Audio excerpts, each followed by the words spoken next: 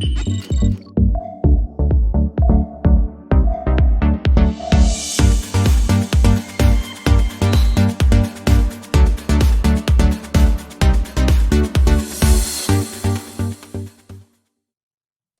guys, and welcome to Super Sunday here on the APAT show.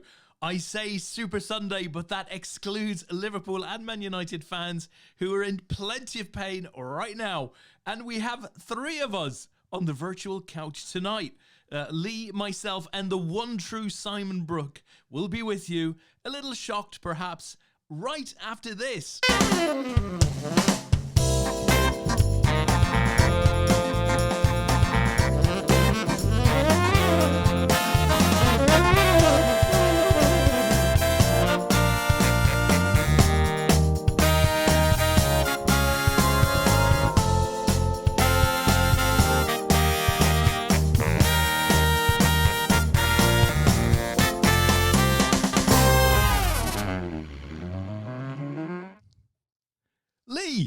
I've had to sack the researcher who suggested Simon Brooke was a Liverpool fan. Where did that come from?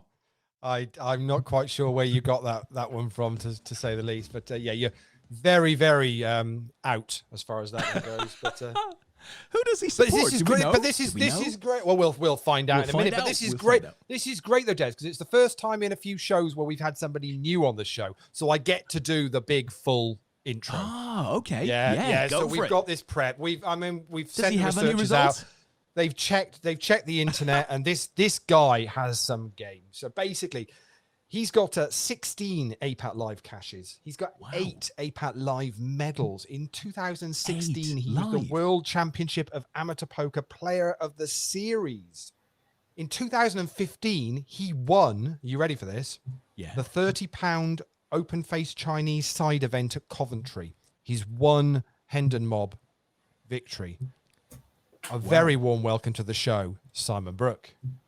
Evening, gents. Is that my only win on the Hendon Mob? Yeah, it is. Yeah. I don't check it as much as you check yours, clearly, but I'm surprised at that. He's come on to the show, Lee. The very first thing he does is he starts to argue with us. Doesn't he understand who's in power here? We know, Simon, you are Mr. Silver Medal. We know that. That's the thing, isn't it? In fact, I believe, isn't it, within the Gotham walls, the winning and coming second is known as doing a Brooke, isn't it? It's it is. But second is the new first, they tell me. Hey, listen, it's better than being known as the Bronze Stud. Let me tell you that. Well, I don't ever want to be compared to that guy. Whoever that guy is. He's a bit of a legend on here. We won't have a bad word said about him, will we, Lee? Bronze Stud, Tony Trippier. Tony, as we like to call him. I'm not sure whether I'm quite ready to get him back on the show again yet after the last discussions you both had, but we'll do it at some point. We I can't don't have want him to start sober, though. a show of controversy, but that guy's he's an idiot human being. Oh, well, listen, guys, listen. It is Sunday night. There are lads out there playing poker, obviously, and ladies, of course. Obviously, Simon, you've come onto the show, so you will have started the evening playing poker, and you'll have finished your poker activities by now, because that's what happens. Would that be a fair reflection on your evening so far? That's a pretty fair estimation, yeah. What were you playing? What were you into? I played the roller. I haven't played any of these squad games, but I'm still in the deep stack. I think I've played about 90% of the hand so far, and they don't seem to have figured me out yet. And I've played a couple of other things on party, but nothing of note really. I'm just splashing around. Simon's currently 8th, 44 players left in the deep stack. Nice. Deep stack squad. So yeah, very good. It's all looking good.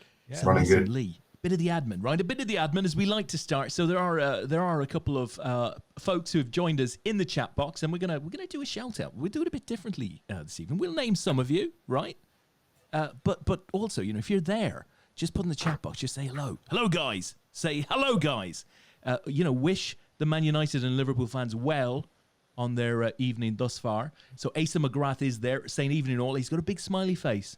Big smiley face. Last Can't weekend was think why, Aces weekend, and he is smiling at us this weekend. Peter Wigglesworth is there. Tim Magnus. See, Tim is still playing. I think he's in the roller. Still down 2 tables there. Aniran is there, fresh off of his MVP last weekend. I may be leaving at 10:30 to watch Match of the Day. Well, that's the first of them, Lee. That's the first. And I did see some wag put on Facebook that big thanks to Liverpool for at least ensuring that Spurs weren't first on Match of the Day this evening. So apparently it's going to be Villa first on Match of the Day this evening. That in itself is a first. Trish Chaplin is on there as well. Who else have we got? Trish says evening to you, Triplin sir. Ivor Garvik is on there from Norway. Rob Lloyd is on there. Good bloody evening, he said, all caps. Good bloody evening to you, Rob. Dan Weaver is on there. Kelly Beecham is there. We've got Craig Heaton, Dwayne the Power Stacey, right, is on there. One of your Gotham guys. Simon, Joe Carhill is there.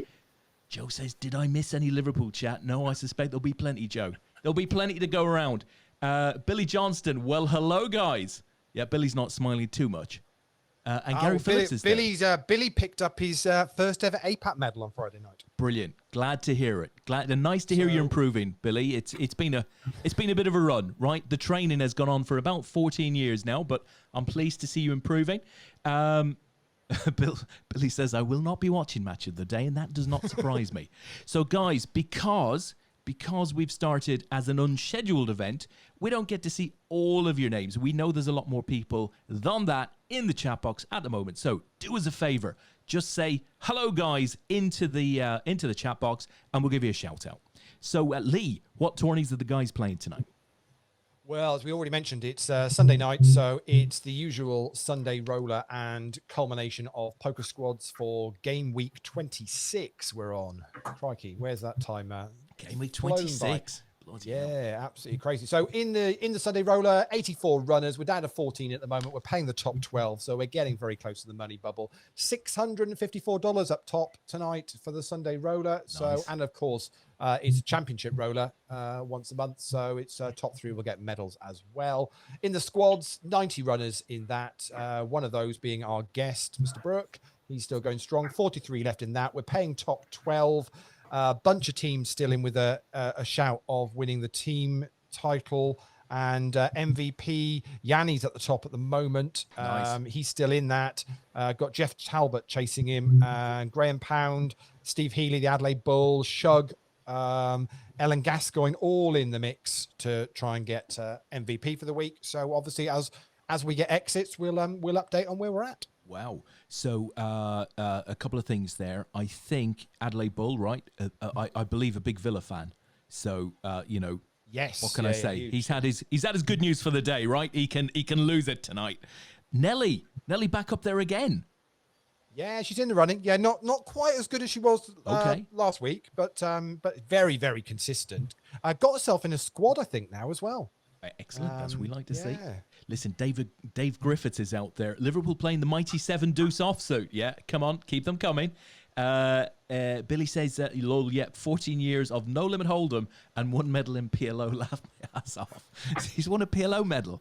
He's been playing no limit hold'em on Friday night. How bad they must have been. Indeed. And Marianne Garber is there as well, all the way from Switzerland. Hi to you, Marianne. I hope you and Kurt are well. And safe in Switzerland. What I will say is on Friday night, Billy, he did a Brooke. So he did a Brooke. What does doing a Brooke silver? So it's a silver one. Yeah, it's a silver one going his way. So. He played well then. Beecher's Brooke. He fell at the last. He played it perfectly well. Yeah. So. Okay. Well, listen. I have put a table of the roller up. So we're down to 13 now, guys. We're looking at table 3. So if you're on there, just give us a shout, say hello, and we will name check you, which will be the highlight. The highlight, I'm sure, of your last 30 minutes or so. So there we go. So how's life with you, Simon? Good, thanks, mate. Yeah, good. Can't complain, really. Nobody will listen anyway. But there's obviously, with the global pandemic, I've managed to escape it relatively unscathed. So with the what? What? I don't know if you've heard, Lee, but there's something going on, some illness going around. Not in Dorset. No, Dorset's fine. No. So. I'll tell you what, Simon, and I'm not ashamed to say this. I found myself in a wet tent today. A wet tent somewhere east of Croydon, right? In a wet tent with some lady saying to me, "Shove that back your throat." Right? I kid you not. And put that in a bag, sir, and we'll send that off for you and come back to you with the results. So it has indeed been a day for the ages, folks. Oh yes.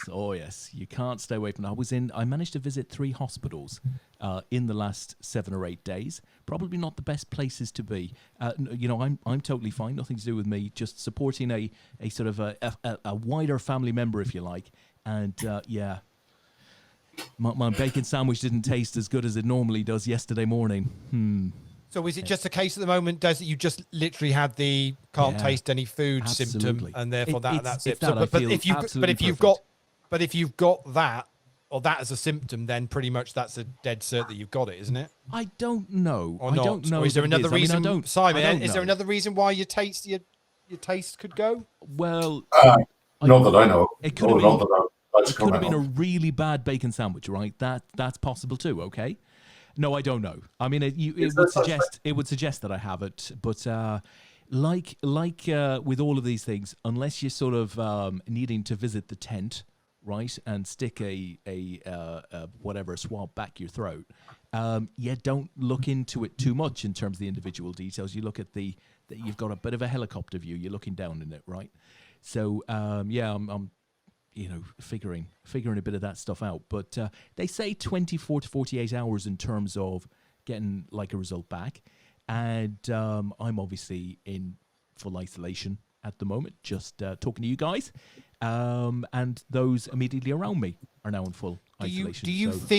Do you think having that meeting with Trump that I booked for you last week was a bad idea in hindsight? Well, if he hadn't shouted at me so much. Yeah.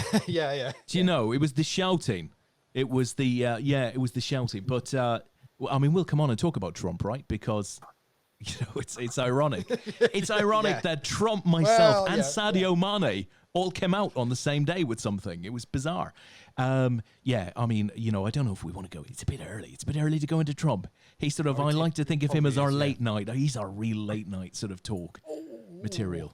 Oh, I thought we were about to burst the bubble in the roller. King 5 versus King 3. Did a 3 take that? And a three scooped a double up for Clement from Germany. Is it any wonder Billy Johnson can't win in the No Limit Hold'em? A 3 scooped that. Play good cards, you don't win. It's the way it is, right? Well, no, it was a short stack and got it all in with King 3. Got a king. That's not the worst in the world. Gets pulled by the King 5, much bigger stack, and so that's it. But they're playing hand for hand at the moment in this. So it's fair enough. So listen, so you pretty much avoided Simon then, pretty much what's been going on, yeah. Well, I mean, like a lot of other people, we went into lockdown in March, I think, but we were working all the way through it, and then we'd been back at work for about 6 weeks until Boris changed his mind and said that we should all be back at home. So now we've been back home for the last couple of weeks, but so I've been working all the way through it, which has been great. And are you in an area where there's been more localized lockdown, or are you still on the national, whatever the national deal is? We're still on the national in the southwest. We're pretty lucky, I think. Same as we're relatively unscathed. It's good.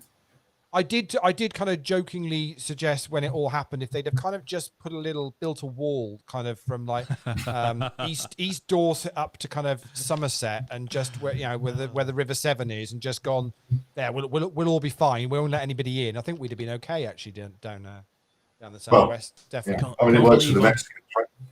I can't believe I'd have been in London and still north of the wall. How frightening.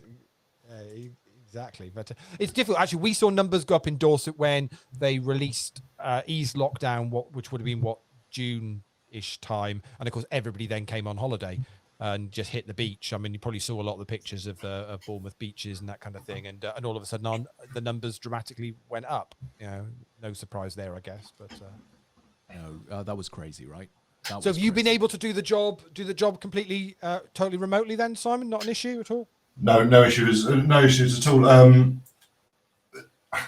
There was a bit of grumbling about communication, and not being able to just poke your head around the office door, which I get. But when you've got Zoom, email, phone, we've all got access to the remote server, which has got all our stuff on. It's, we pretty much can just do everything we need to. So for anyone that doesn't know, I suppose, just explain. You work for a production company, yeah? Oh, so what does he do? I was hoping. Well, no, I wasn't. We got I 2.5 wasn't actually hours, going to Lee, mention let's do it. I wasn't going to say it, but I just thought, well, actually, for anyone that's listening at home that wouldn't know, I know what you do, but possibly just to say, so you work in kind of visual production, yeah? Yes, yeah. Television production, and a lot of that. I wasn't going to say television. I wasn't going to mention it. You see, I was going to say he produces visions. That sounds like a Billy Graham style. I'm going to stand on a pulpit and talk God to you. Well, you can do that as well, actually. Brothers and sisters, come together. Pass the pan round there, brother. Did he ever get found out, Billy Graham? I have no idea. Have I just outed him? Is he still alive? I think he's gone. I think he's gone.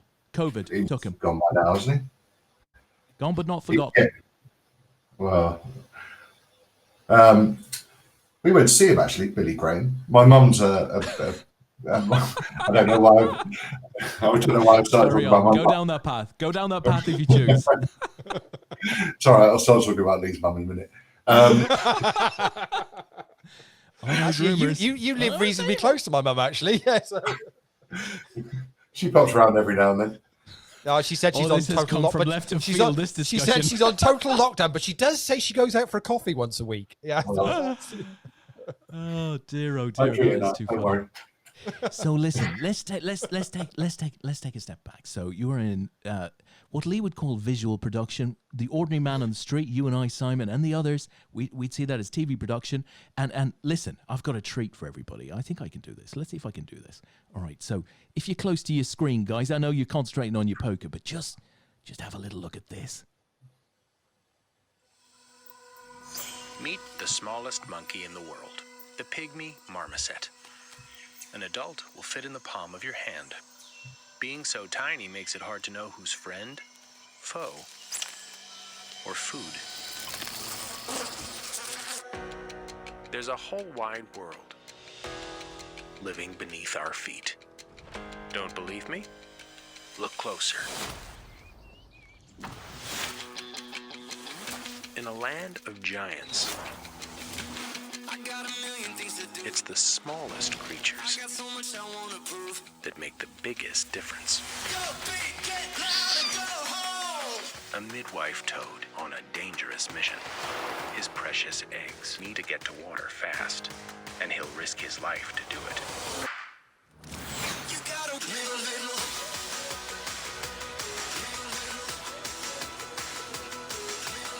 Join me, Paul Rudd, as we experience tiny wonders like you've never seen before.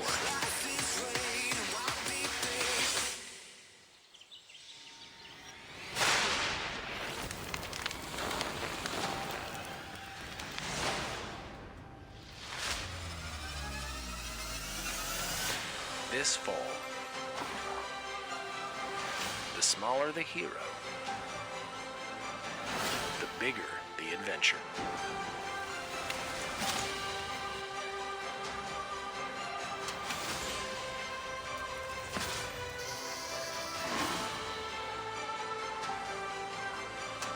See the world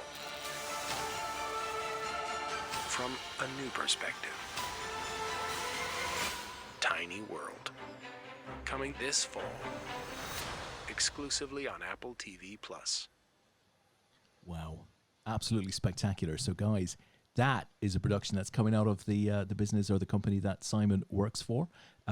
Tiny World, exclusively on Apple TV. Wow. So anyway, what is it you do?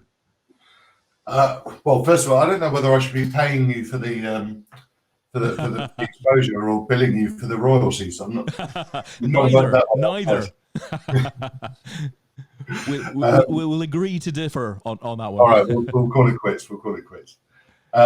So I'm a production accountant, which means that I sit within the productions and deal with all the accounting for the production. It's a lot of budget management and forecasting and cash flowing and all that kind of stuff, really.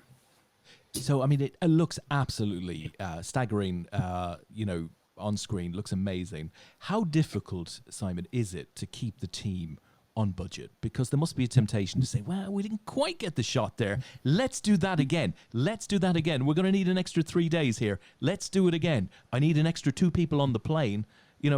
How challenging is it to get them in on time and on budget? For productions like this, it's nigh on impossible sometimes. We're lucky that Apple were very supportive. This is obviously their first venture into natural history. So financially they were very supportive, but it's a massive team, huge schedule. And if it doesn't go over schedule and over budget in the filming, you can bet your ass it'll go over in post. Quite often. And tell me, Simon, do you guys, and obviously no commercial secrets here, but do you guys sort of, you deal up front, do you, or do you, and that is, Apple, look, if you want this, season of whatever it is, here's the cost, and we then budget X to make the program and we make a margin from it? Or do they sort of end up paying you based on what your cost is at the end of the production? How does that sort of work? Because that must be critical, right? It'd be very easy to make a loss on this sort of stuff. No, it's all agreed up front, like you say. So it's it's called a green light process, is what it's called. Okay. So, and you probably heard the term before. It's quite common, but it'll start off with a development team saying we've got this idea for a television program. In this case, it's obviously tiny animals or tiny insects. Yeah. And then they'll go and pitch that to broadcasters, and then when the broadcaster says they like it, we'll then create a budget and a cash flow and give that to them. They'll then say, "Great, you need to cut it by 20%," and then we'll generally do that somehow, which will obviously eat into our margin, and then it gets agreed and production starts. It's really as basic as that. Absolutely fantastic. And tell me, the little animals, right? The little insects, do they have agents? I can't comment on that. I want to know which came first, the show or Let's Get Paul Rudd to narrate something. Paul was Mr. Rudd. He was very good. He was very good. He can be Mr. Rudd. He came on board, I think, just towards the end of filming. I think because it's a great idea to go, right. Who should we get to do this? Well, let's get Ant-Man. That would make sense, wouldn't it? Exactly. Tell me, Simon, how do you deal with the possible situation where some of your stars may get eaten, during the series? How do you replace this stuff? So this is now on Apple TV. This we call it dropped. I'm sounding really pretentious, but we call it dropped on digital platforms and TXing on television. No, to be fair, I mean, Des and I, when we're doing the orbit, we often talk about we're dropping. TX, we're going to TX that. We're going to drop that. Digital output, regardless of not anybody watches it, it's still digital output. Yeah. Listen, I don't know. I'm sure you've got this factored into your model. I'm sure you have. You can probably give us a bit of an exclusive here. Let's push him for an exclusive, Lee. This is now on Apple TV. You can watch this now on Apple TV. But there's one amazing scene where is this family. I think they're dormice or voles are trying to cross this motorway or highway in the US, and one of them, they all get across apart from one of them who sort of gets trapped and starts running in between cars and stuff like that. But I won't spoil it and tell you what happens, but it's very emotive. The insurance cost must be terrible, Lee. But that's TV for you now. So it used to be you'd get this kind of nature programs and it'd all be, oh, this is all lovely. Now if they've not got some peril in them, whereby they're being they've got up the food chain is trying to get hold of them. It's just like X Factor. Same with anything. I remember Matt telling us about when he was filming the stuff that they did for his business thing out in France. They kind of was it Business in the Sun or whatever. He said they were desperate to find something. That's right. They were trying to sink his boat. Possibly go wrong, and the best they could come up with was he going to run out of petrol, on his boat? That's right. That's what the production company were looking for. Because if we haven't got this peril to get people on the edge of their seats as to what's going to happen, I guess, and it's the same with nature programs now, isn't it? It's let's make it edgy, But I thought knowing Matt as we do, I wouldn't put it past him to run out of petrol in the middle of the ocean. To run out of boat. But that was in the trailer, right? That was all over the trailer. You had that sort of quite really ugly frog with its eggs. He hid across the motorway, and that was all about the drama. So that definitely would bring people in. But I watched a couple of programs on Apple TV last year. First Man was one about sending rockets to the moon and stuff like that, the Neil Armstrong type story. Absolutely brilliant. But it's shown up on Netflix this year. Do you know at this stage whether after a season on Apple, whether season 1 of Small World might show up being distributed elsewhere? Does that it's not like guys, or is that already agreed sort of thing? It's all about the distribution deal. So whoever, depending on the deal, whoever funds the program, there'll also be a bit of distribution that's involved in that. Yeah. And if you own the distribution rights, there'll be various clauses in there to say that you can't show it on here, or you can't show it in this territory. Or I'm surprised that something that was on Apple TV is on Netflix. Yeah, 2 shows, not 1 but 2 of them. So wow. To me, I took from it that either they haven't worked incredibly well on Apple TV and Apple is trying to make some money back by distributing them further, or else they're just trying to create further awareness of Apple TV. It's hard to know, but it's very difficult to know with these subscription models, as to know how, obviously they know how many times a program is watched, but to know whether somebody's signed up because of that program, it's very difficult to know. Obviously, there's a new one that's just sort of launched this week, I guess, really is BritBox, isn't it? They're putting, it's been about for a while, but they're pushing heavily at the moment the new spitting image on it, and trying to get people to sign up, because obviously there's this new content now. I don't know, do people sign up because of that or not? I'm not sure. BritBox is a funny one because it came about when I was at ITV a few years ago, and originally it was a way of US people being able to watch the British programs. So it would be when I was working on This Morning, we would create a separate This Morning program, which would just go out on BritBox, and it would be like a mashup of all the best bits of the week. Like a video podcast type thing. Yeah, exactly. And like Ruth and Eamon would do their own sort of intro to that every week that wouldn't be shown on ITV over here.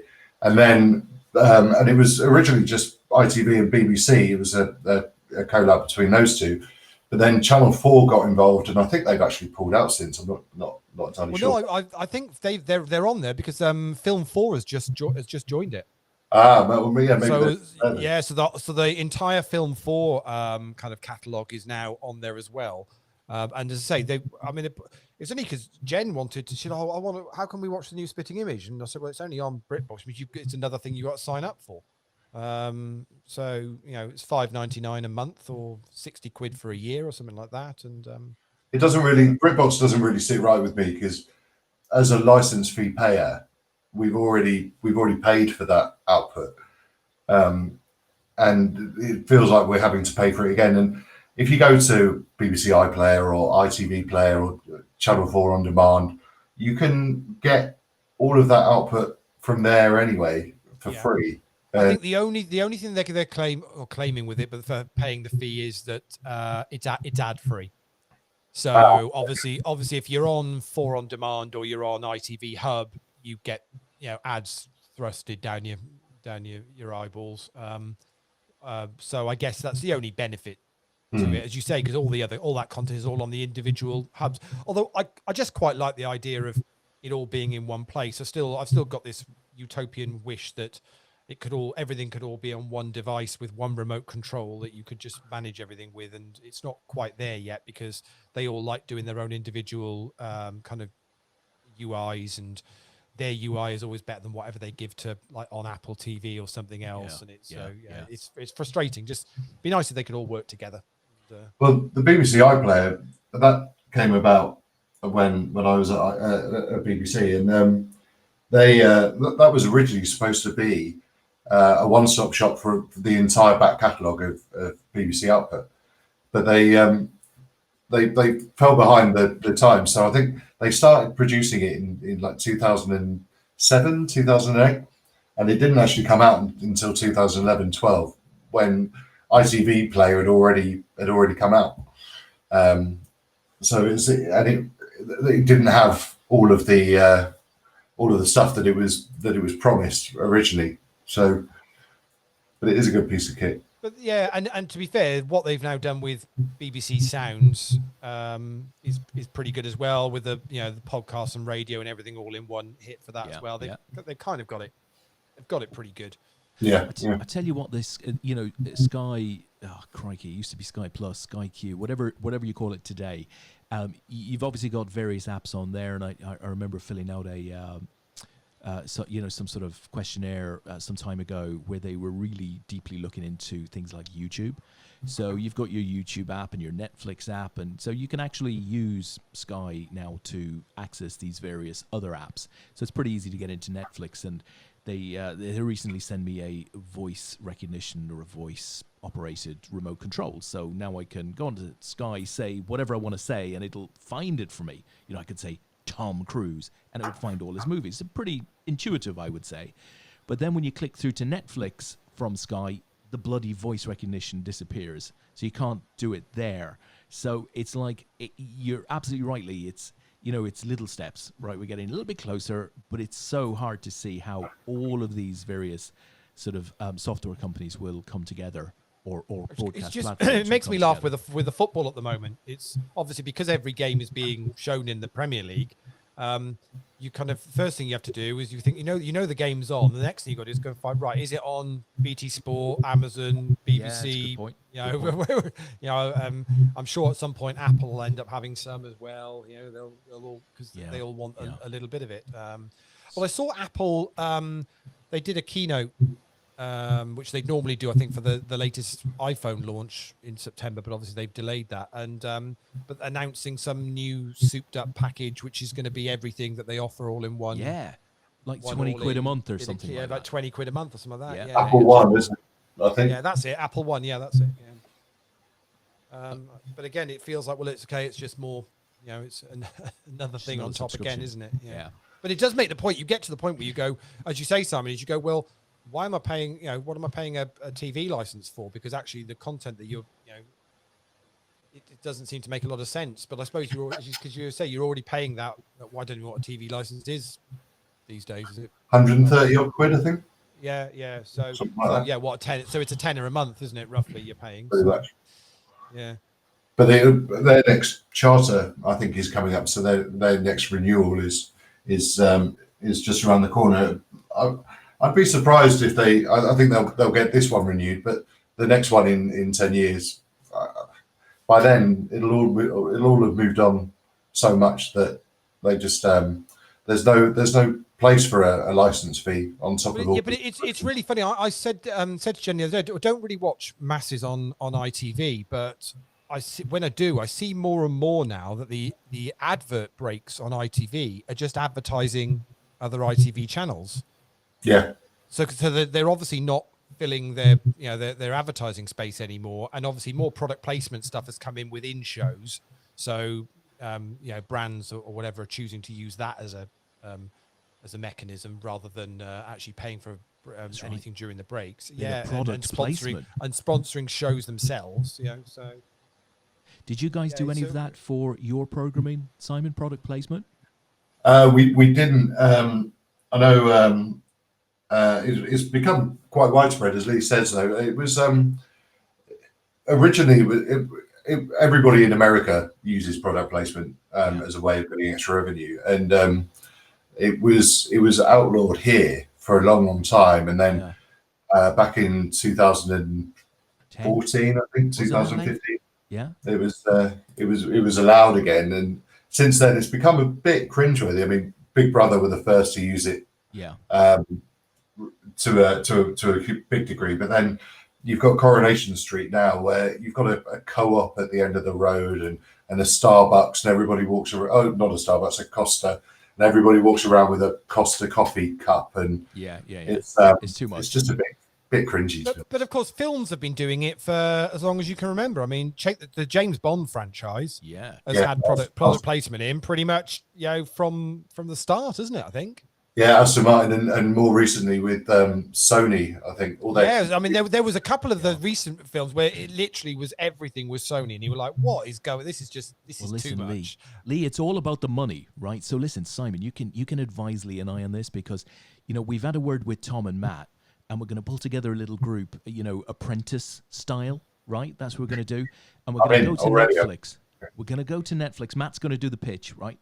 And we're going to pitch a poker talk show, okay? A poker talk show with no video whatsoever, right? Just table graphics. How much do you think can we earn from that? I think the couple of quid that you're spending on this already, the production values are surprisingly high. So you think we can come out on top? We can beat the couple of quid that we're spending? I'll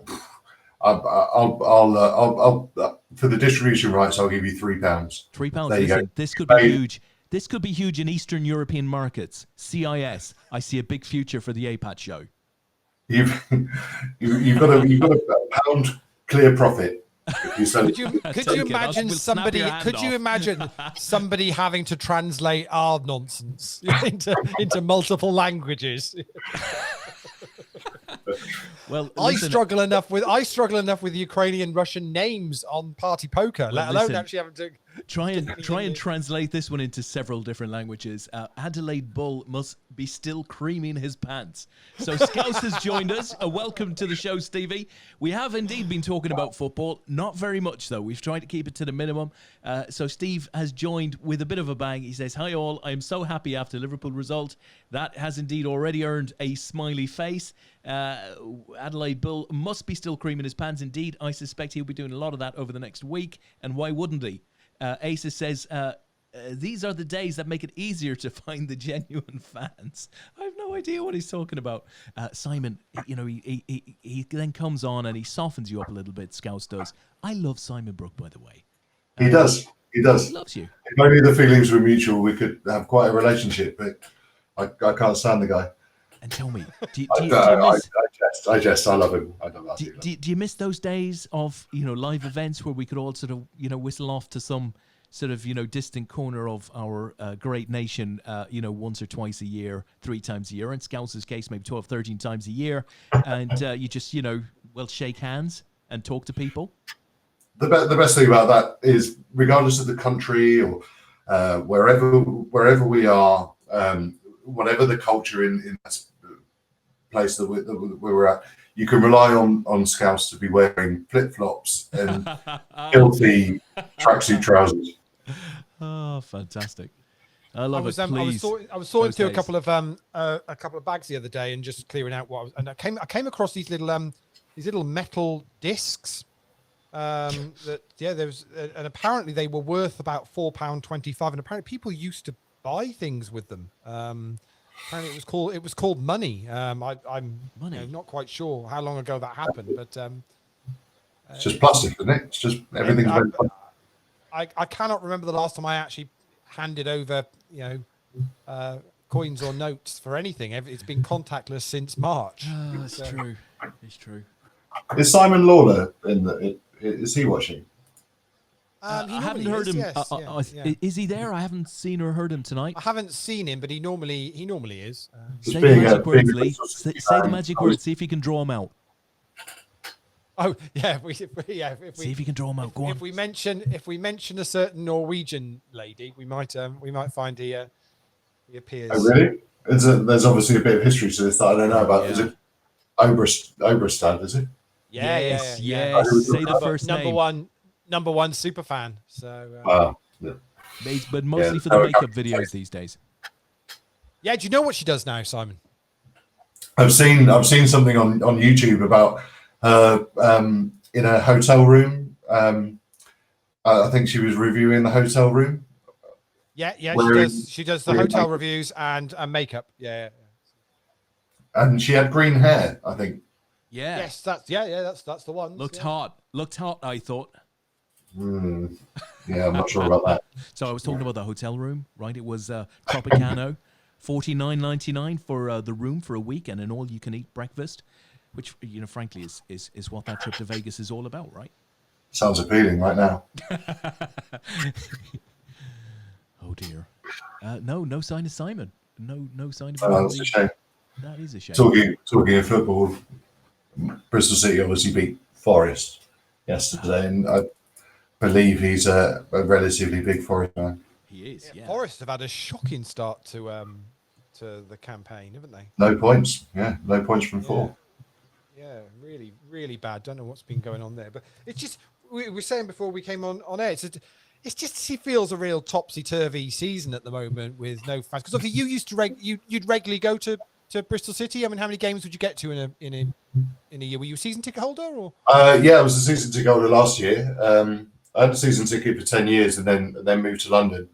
So obviously couldn't renew it. But even when I was in London, I'd still get to all the London away games, a couple of home games, and maybe another away game. So 8 or 9 games a season, I guess. Okay. So yes, it's just a bit weird now. What have they done? What have Bristol City done with your season tickets? Just put it on hold, or? Yeah. So you had a number of options. The one in small print being a full refund, obviously. Then they tried their hardest not to give anybody refunds. Would you like vouchers for the club shop to the value of? Yeah. It was almost that bad, but you could donate it straight to the academy. You could also be entered into a prize draw to win like a water bottle every batch, and get your name on the 3rd shirt, which is the option that we went for in the end. Me and my mate. Brilliant! And but we didn't think about it. But the 3rd shirt has now come out and is more available for pre-order, and it's 50 quid. So not only have we given up our ticket money so that our names can go on this shirt, it's not. You're now going to buy a shirt, yeah. And we now have to shell out 50 quid for this shirt, which I'm not even particularly enamored with, to be honest. So yeah, it was a bit of a waste. But we decided against getting a season ticket this season for obvious reasons, and thought if we're allowed back in, then we'll just get a half season ticket at Christmas. Yeah. I mean, what's your gut feel on that? Do you think? I saw yesterday Borussia Dortmund had about 10,000 fans in for their game. Yeah. Wow. I don't think we'll be allowed back in this season. I think a lot of League Two clubs, especially, and non-league clubs, will fold. They may not even complete the season. I mean, they're already talking about if COVID cases are going up, and some quite high-profile ones. Mane was diagnosed, wasn't he? And Neil Warnock was. I didn't hear about Warnock. Has he got it as well? Well, here's my interest in Des. What do you think? So, because if you look at the Liverpool situation, Thiago was the first one to get it. Yeah, but they said he was injured to start with, and then it came out that he actually tested positive. Mane then was dropped from the League Cup squad. Nothing much said. Everyone, and then all of a sudden he's come out. Now, Alisson apparently has had a training ground incident and is therefore injured. Apparently a clash of two players, and one of them got up and one of them didn't, and he was one of them. Do you not think maybe he's testing positive as well? Well, it's possible, of course, but I mean, it's absolutely possible. I'd have to say the only thing about that one is that Klopp was suggesting that he wouldn't be back straight after the international break, and normally 10 to 14 days you're back. So. Do you not think it's weird though, considering how much they all train and in close proximity to each other and match days I do when agree. they're playing I don't know why. I don't know why if one or two go down, the whole lot. Well, the whole lot aren't going down. Yeah, it's just that I suppose you look at the. I mean, we had to mention Trump at some point, right? So you look at the Trump situation, the video. These 7, 8, 9 people that managed to get it at the Rose Garden presentation there a couple of days ago. Well, there was a ton of people around them that apparently haven't got it. So I suppose it's not a guarantee that if you're in the company of somebody who has it that you'll get it. It's not absolutely guaranteed. Obviously, they had a largely first team. Largely, there were quite a few. You could have 4 or 5 people out, but they had quite a first team out today at Villa Park. So there weren't that many concerns about those guys. They wouldn't have been out there if they were. But how come they're not isolating? We're final table of the Sunday roller. Just so you know, Billy Johnson unfortunately just misses out, but made the cash though, so Billy. All good. There we go. It's up. Yeah, I don't understand how they're not all isolating. So even if they don't get it, they are all training together. So I don't get if 1 or 2 in the pack gets it. Did you hear? Oh, you probably didn't because you were probably with your head completely head down in your hands, wondering what's going on. But did you hear what happened in Turin today? No, but Ace has just posted something on the thing. What about the fun in Italy between Juventus and Napoli? What happened? So basically, Juventus Napoli 7:45 kickoff tonight. Napoli had a couple of players that tested positive. They played, I think it was Genoa last week, and like 17 of that squad tested positive, and their game was called off this weekend. Napoli's local jurisdiction, for whatever to say, some ruling saying that they weren't allowed to travel and they all had to stay together. So they didn't travel to the game, but basically the league wouldn't call the game off. So Juventus traveled to the ground as if the game was going ahead, and they didn't know anything any the wiser. They tweeted their team and everything. Yeah, did everything as they normally would, and basically, yes, it'll end up being a 3-0 to Juventus. Oh, it's difficult because Napoli could have played. The rules at the moment in Italy are that if you can, as long as you've got 13 players that can play the game, and if somebody's tested positive in your squad and the others have then had a negative test, basically it's game on and you play. So, which, to be honest, is fair enough, because you could see how quickly it would all fall apart if they started cancelling or allowing teams to enter debates about cancelling. You could see how we had the discussion. Fall apart. Well, didn't we have the discussion about the week? It was on last week's show because it was the week before, about the Leyton Orient and Spurs League Cup game. That's right. Yeah. That how come that can just be conveniently given as a result for Tottenham. Just because Leyton Orient had some people tested positive and therefore they couldn't play the game, and that's it. Yet you're now seeing league games actually getting postponed. Something doesn't feel completely right with it, and it feels like it's open for manipulation. What do you think, Simon? Or are we being a bit too, No, I don't think so. I think the League Cup should never have gone ahead in the first place, given what's happening. It just nobody plays their first team squads in those games. They're pretty useless as a competition. Nobody, certainly in the Premiership, nobody takes it seriously until they get to the semis or the final. What they probably should have done is there's in League 1 and 2 there's what was the LDV Vans Trophy. I can't remember what it's called now, but they should have merged the LDV Vans with the League Cup to make it an EFL Cup, and just leave the Premiership teams out of it altogether. Yeah, I would agree. Special season. Well, also considering that this season now is the first year where the winner of the League Cup doesn't even get a Europa League place anymore. Yeah. Don't they? No, they get the new. They go into the new. Are they calling it? Is it UEFA Conference League or something like that? Or there's going to be a new third competition. So Just what we so need. you basically, yes, you wouldn't even get a place in that. So it's starting to beg the question, well, what's... But actually, really weirdly, the last week, a lot of the Premier League sides have played fairly strong teams. They put pretty decent first 11s out. They've not been playing all the youngsters, that's for sure. Or maybe it's just that their second string squad now is actually that strong. So. Well, I think those teams were in tough sort of games, right? So you'd who do we have? Liverpool played Arsenal. So, if you want to win it, both teams are going to put sort of relatively strong lineups out. United played Brighton, am I right? So again, you're going to have to put a reasonably strong line up there. So I think, it might have been the draw that sort of led to that a bit, Lee, more than anything.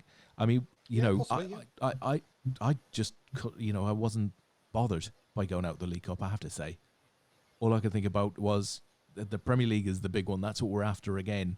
It's a free date in December. Rest your players, rest your players for the Villa game, in December. basically. We know there'll be 9 games in December. Yeah. So, and I know it's wrong to be thinking like that. To get the 3 points against Villa is far more important, isn't it? Well, I was thinking December. Frankly, we've just pissed those points away today. We're already behind.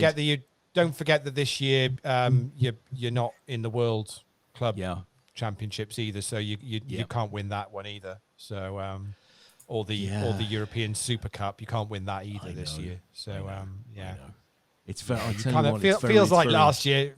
Feels like you had your bit of glory last year, doesn't it? This year's going to be Everton's year, Des. I'd be happy. I'd be happy. It's going to be Everton's year this year. How happy will you be?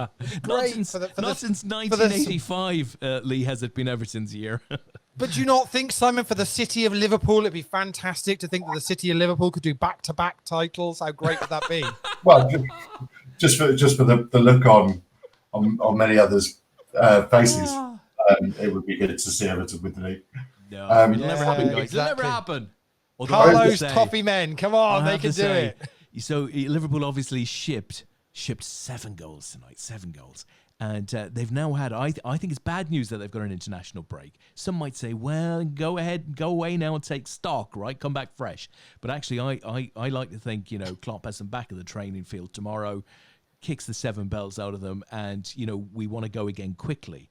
So it's not going to happen, right? It's going to be 10, 12 days, whatever it is, till the next game. The next game is at Goodison Park against Everton, top of the league. Oh, nasty.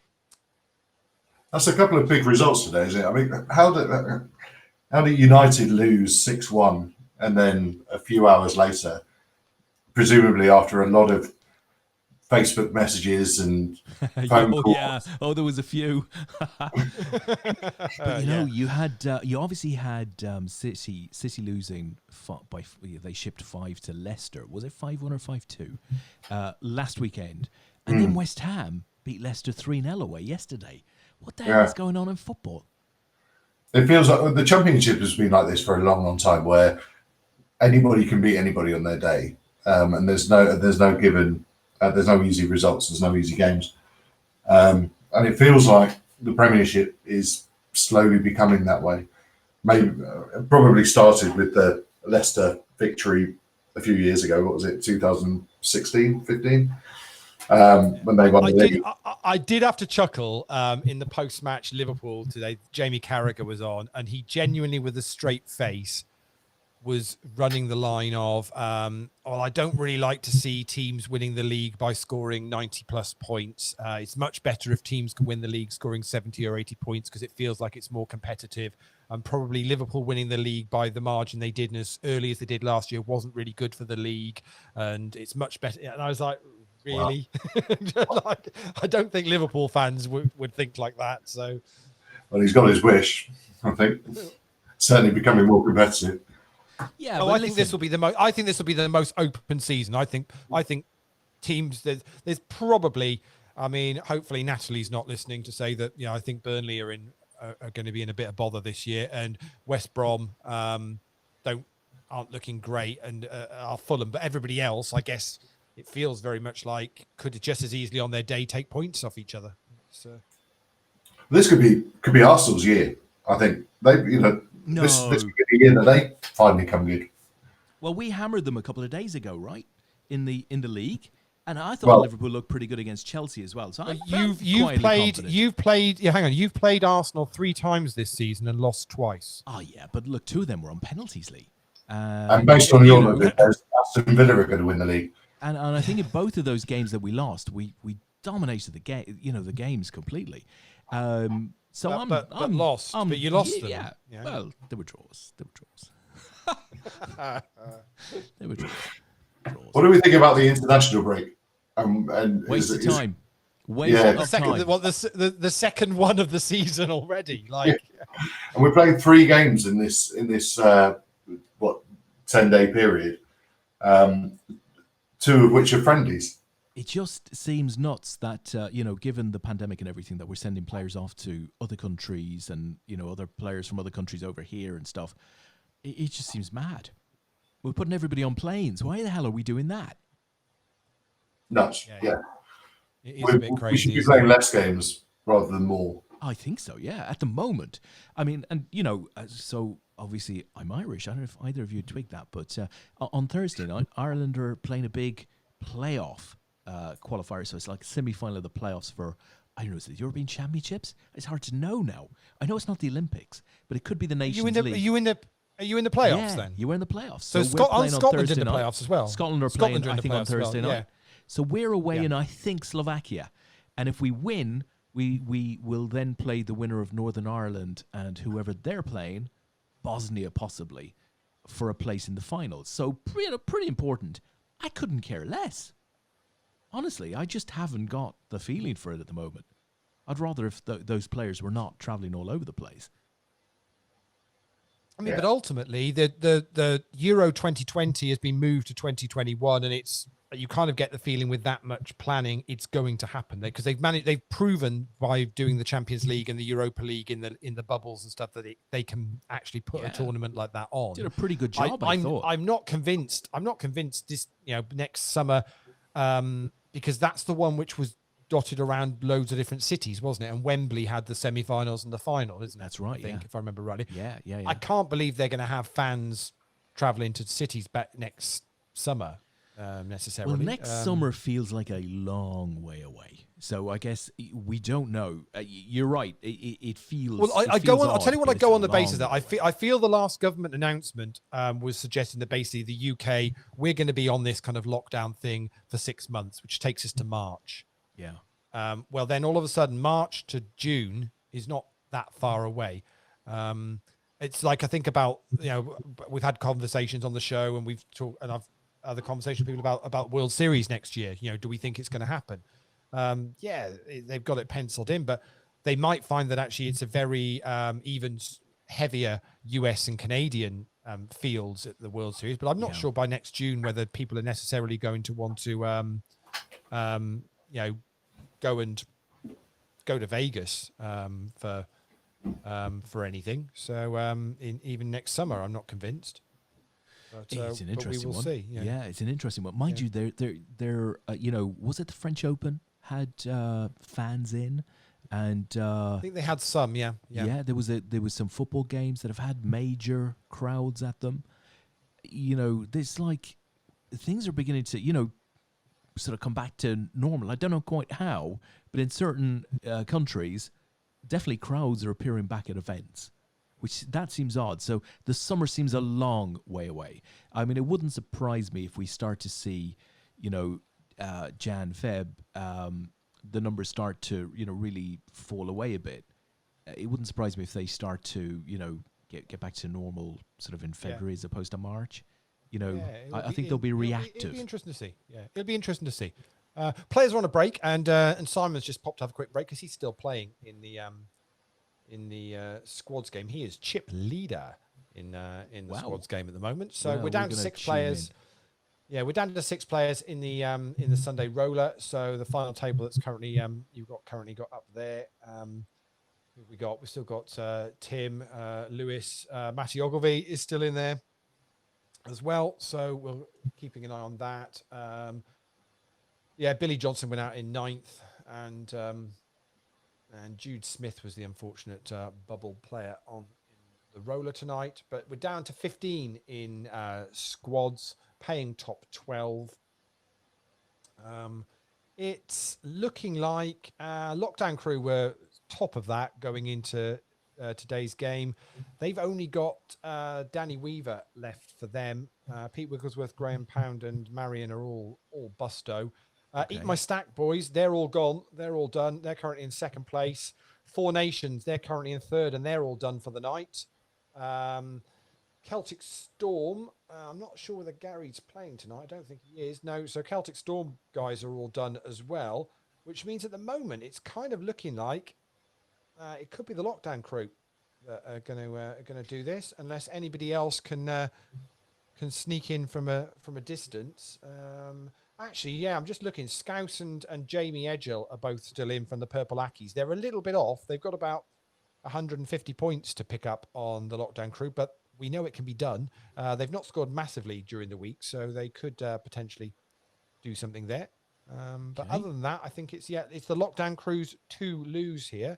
And as far as the MVP goes, Yanni was top of this going into tonight's game, and he's still top and he's still in. So I think pretty much that's going to be locked up MVP for Yanni, which means he'll then get a whole load of abuse about how he's the 15th best player in Ilfracombe and whatnot from the guys. So just as we're watching Tim all in with 9-7 against 7 on Ace the end Jack. there, but it's not enough. But the Ace had already hit on the flop, so we lose Tim in 6th place. Are you playing tonight, Lee?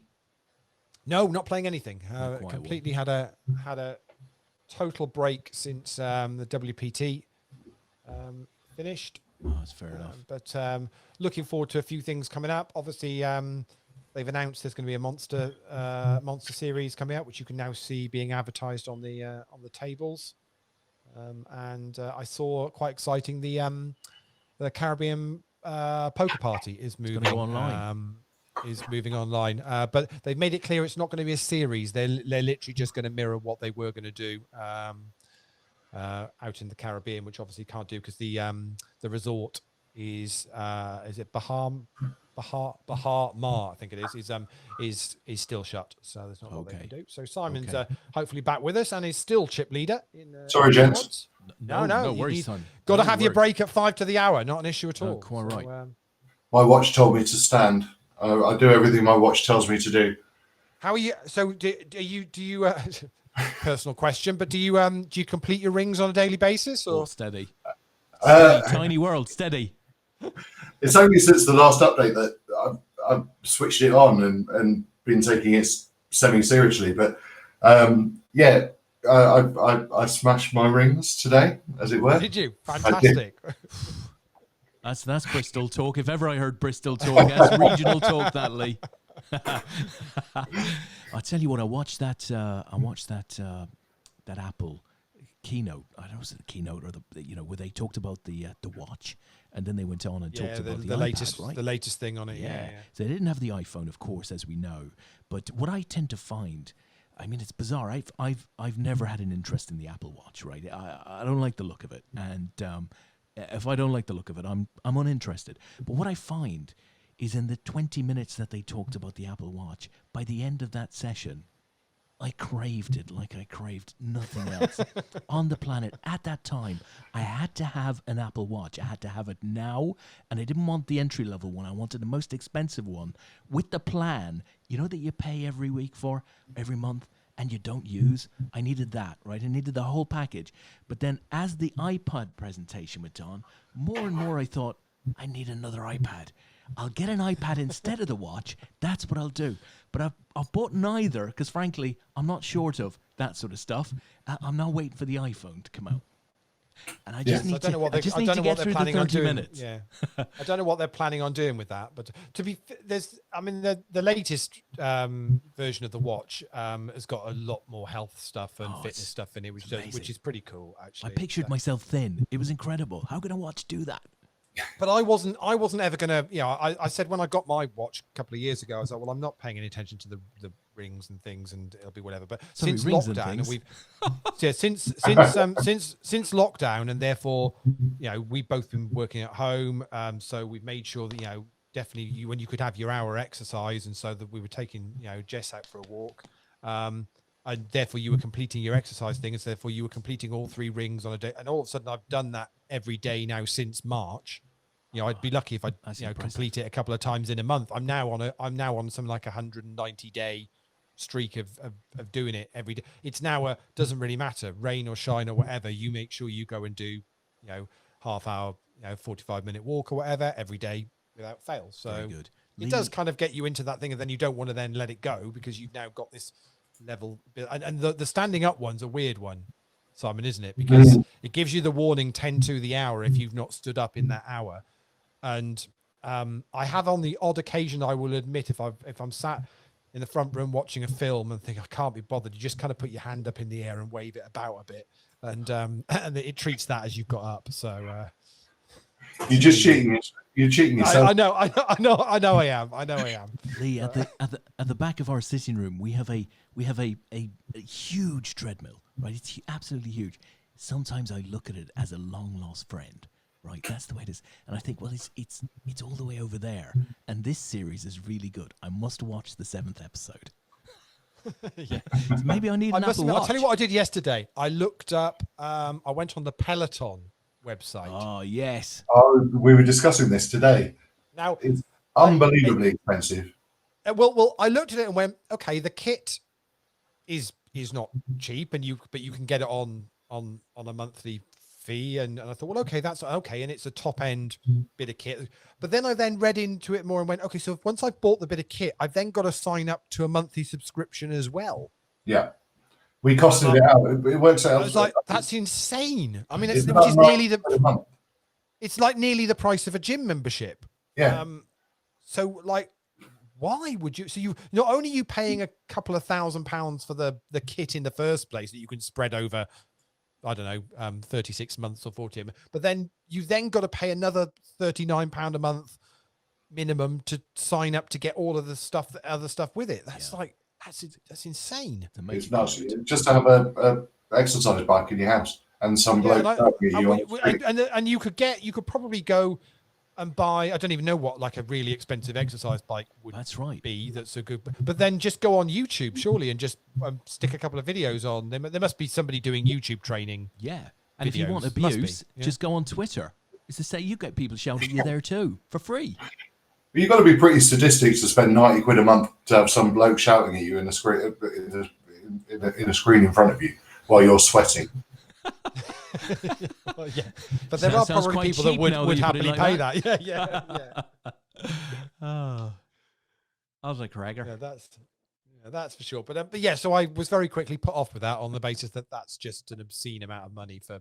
I don't know how closely you looked. Not that good. Yeah.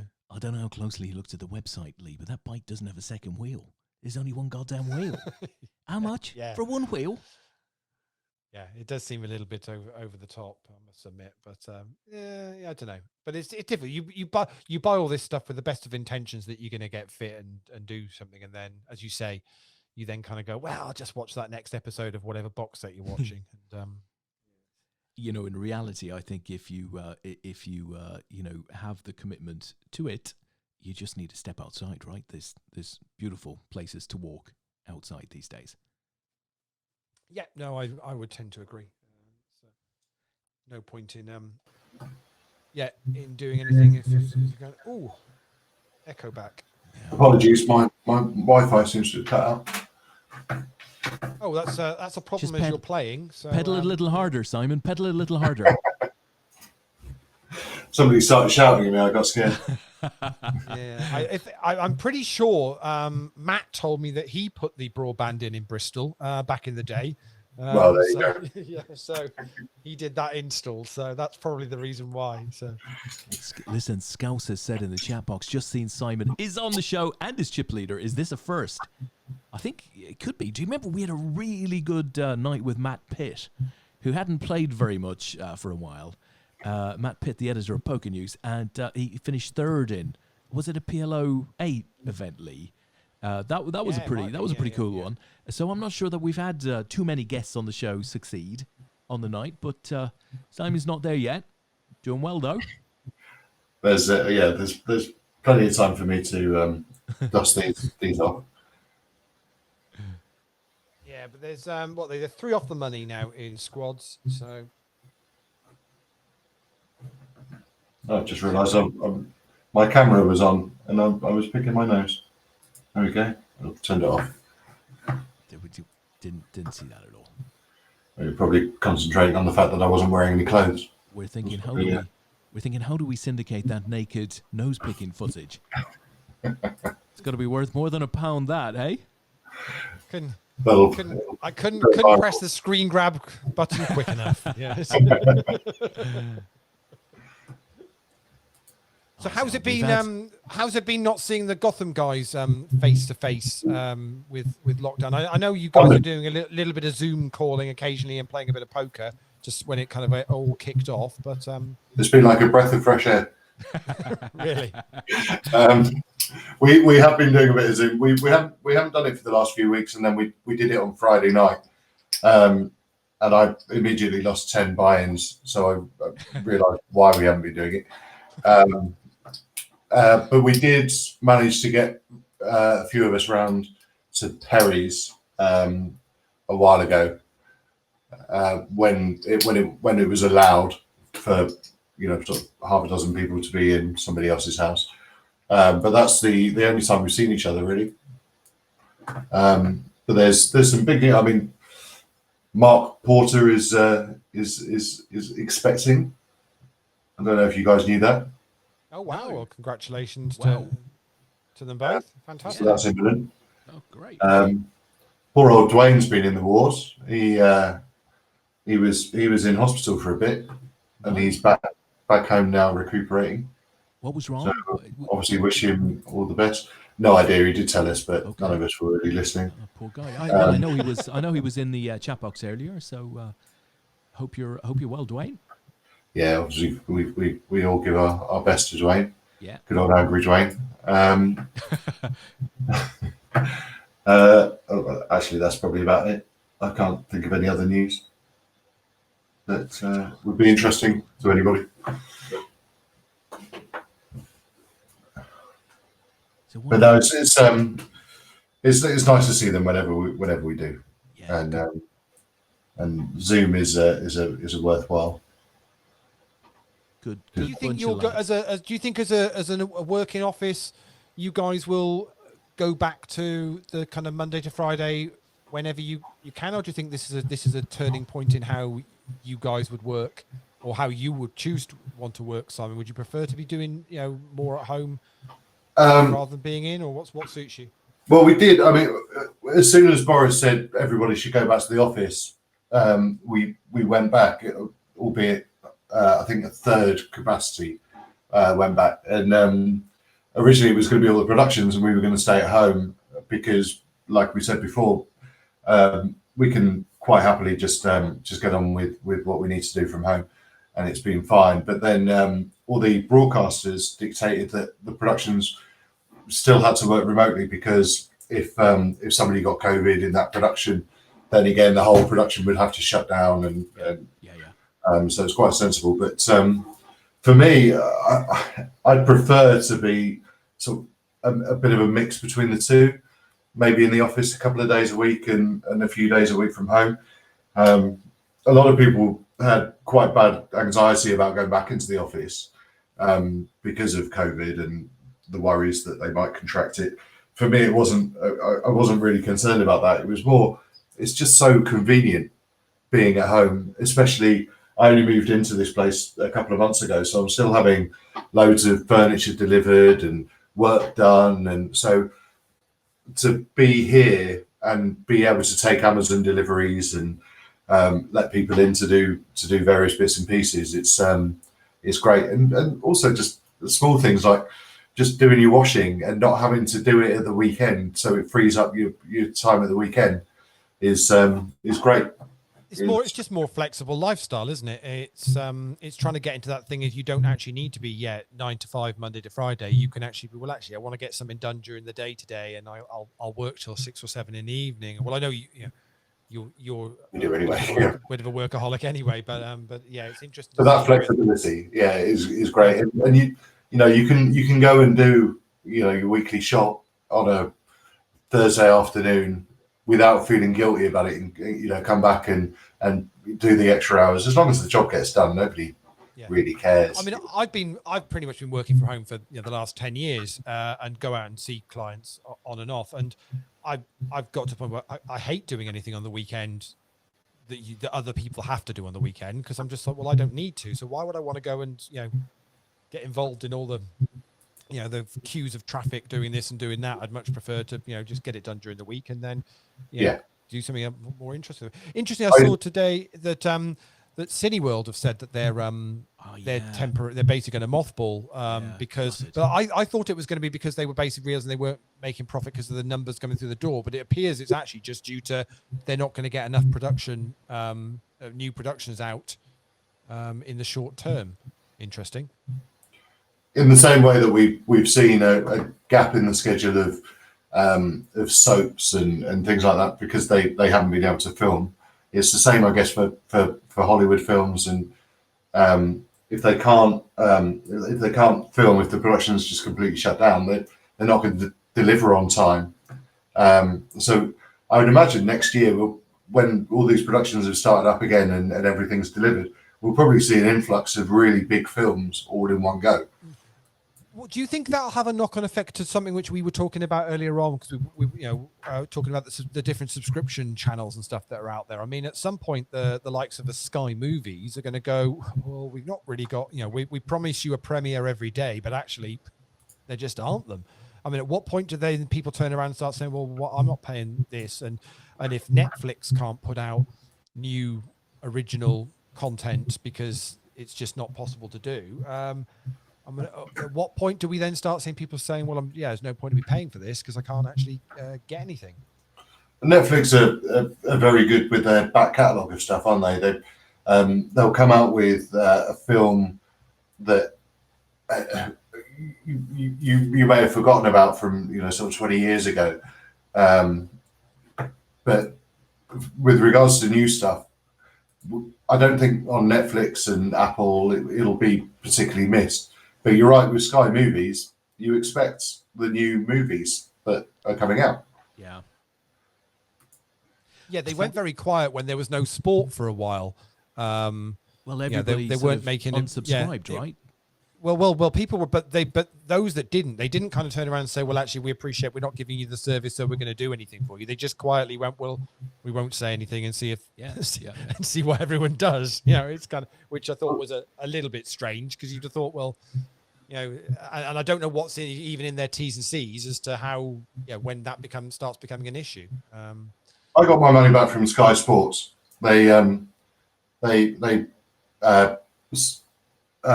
suspended the subscription Sky Sports for a few months.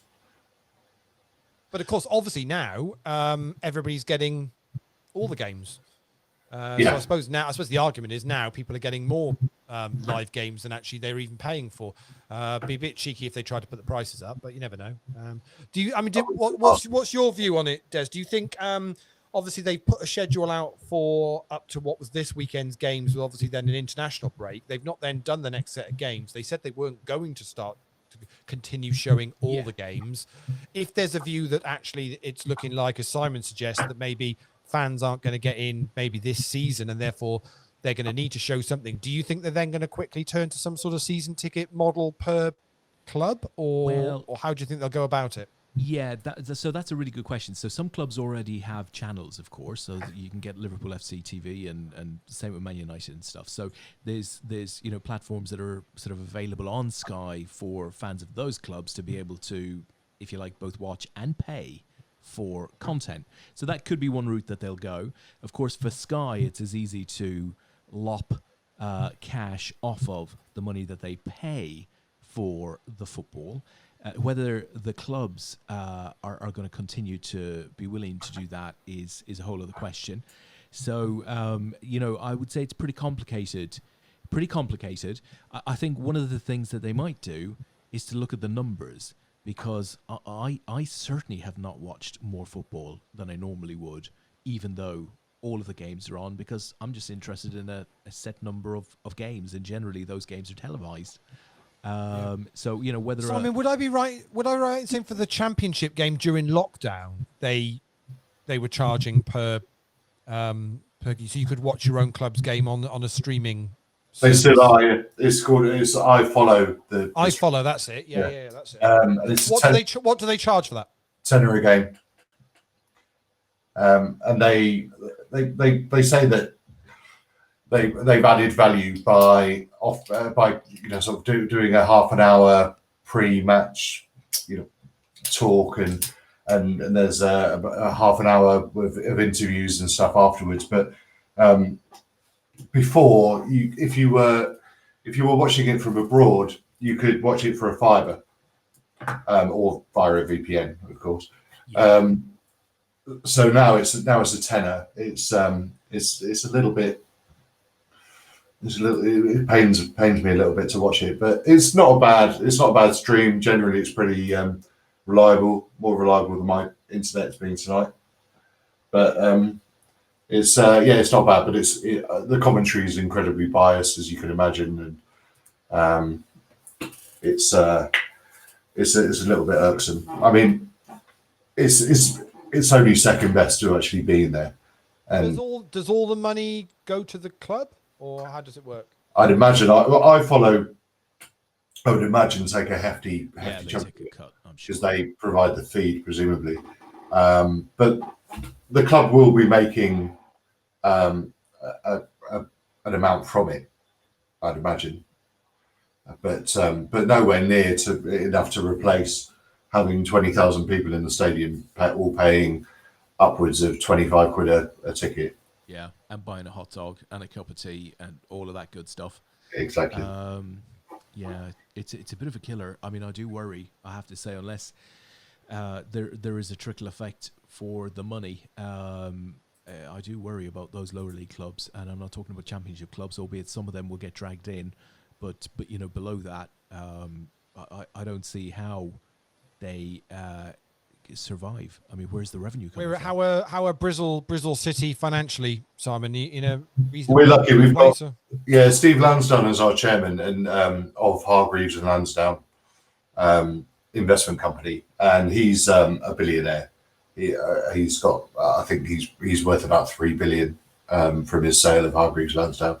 Nice. But he's I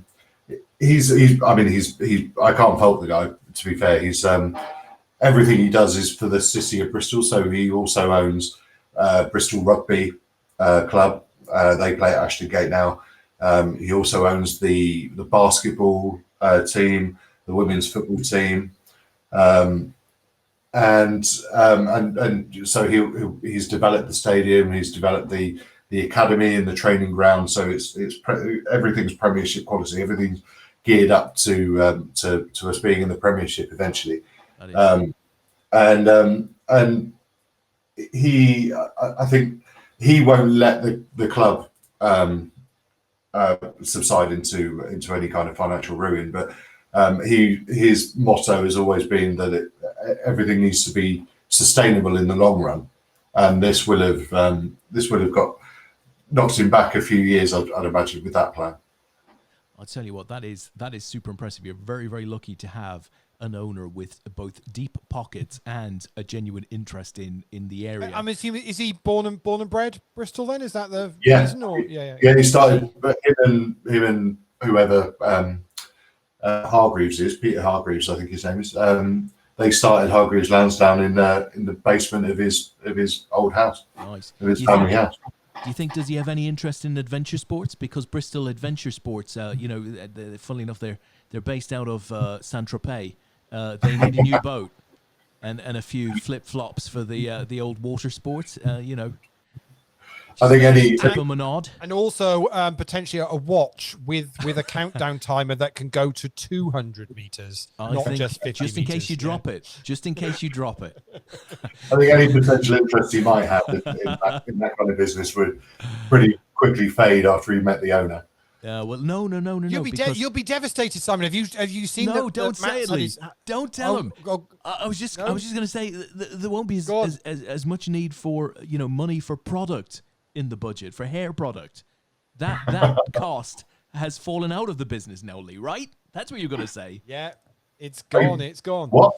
The Badger is no more. He's he got his French a little bit confused, and it had a little bit more cut off than he was expecting. Oh, devastated. So let me give you a quick update on the Sunday roller.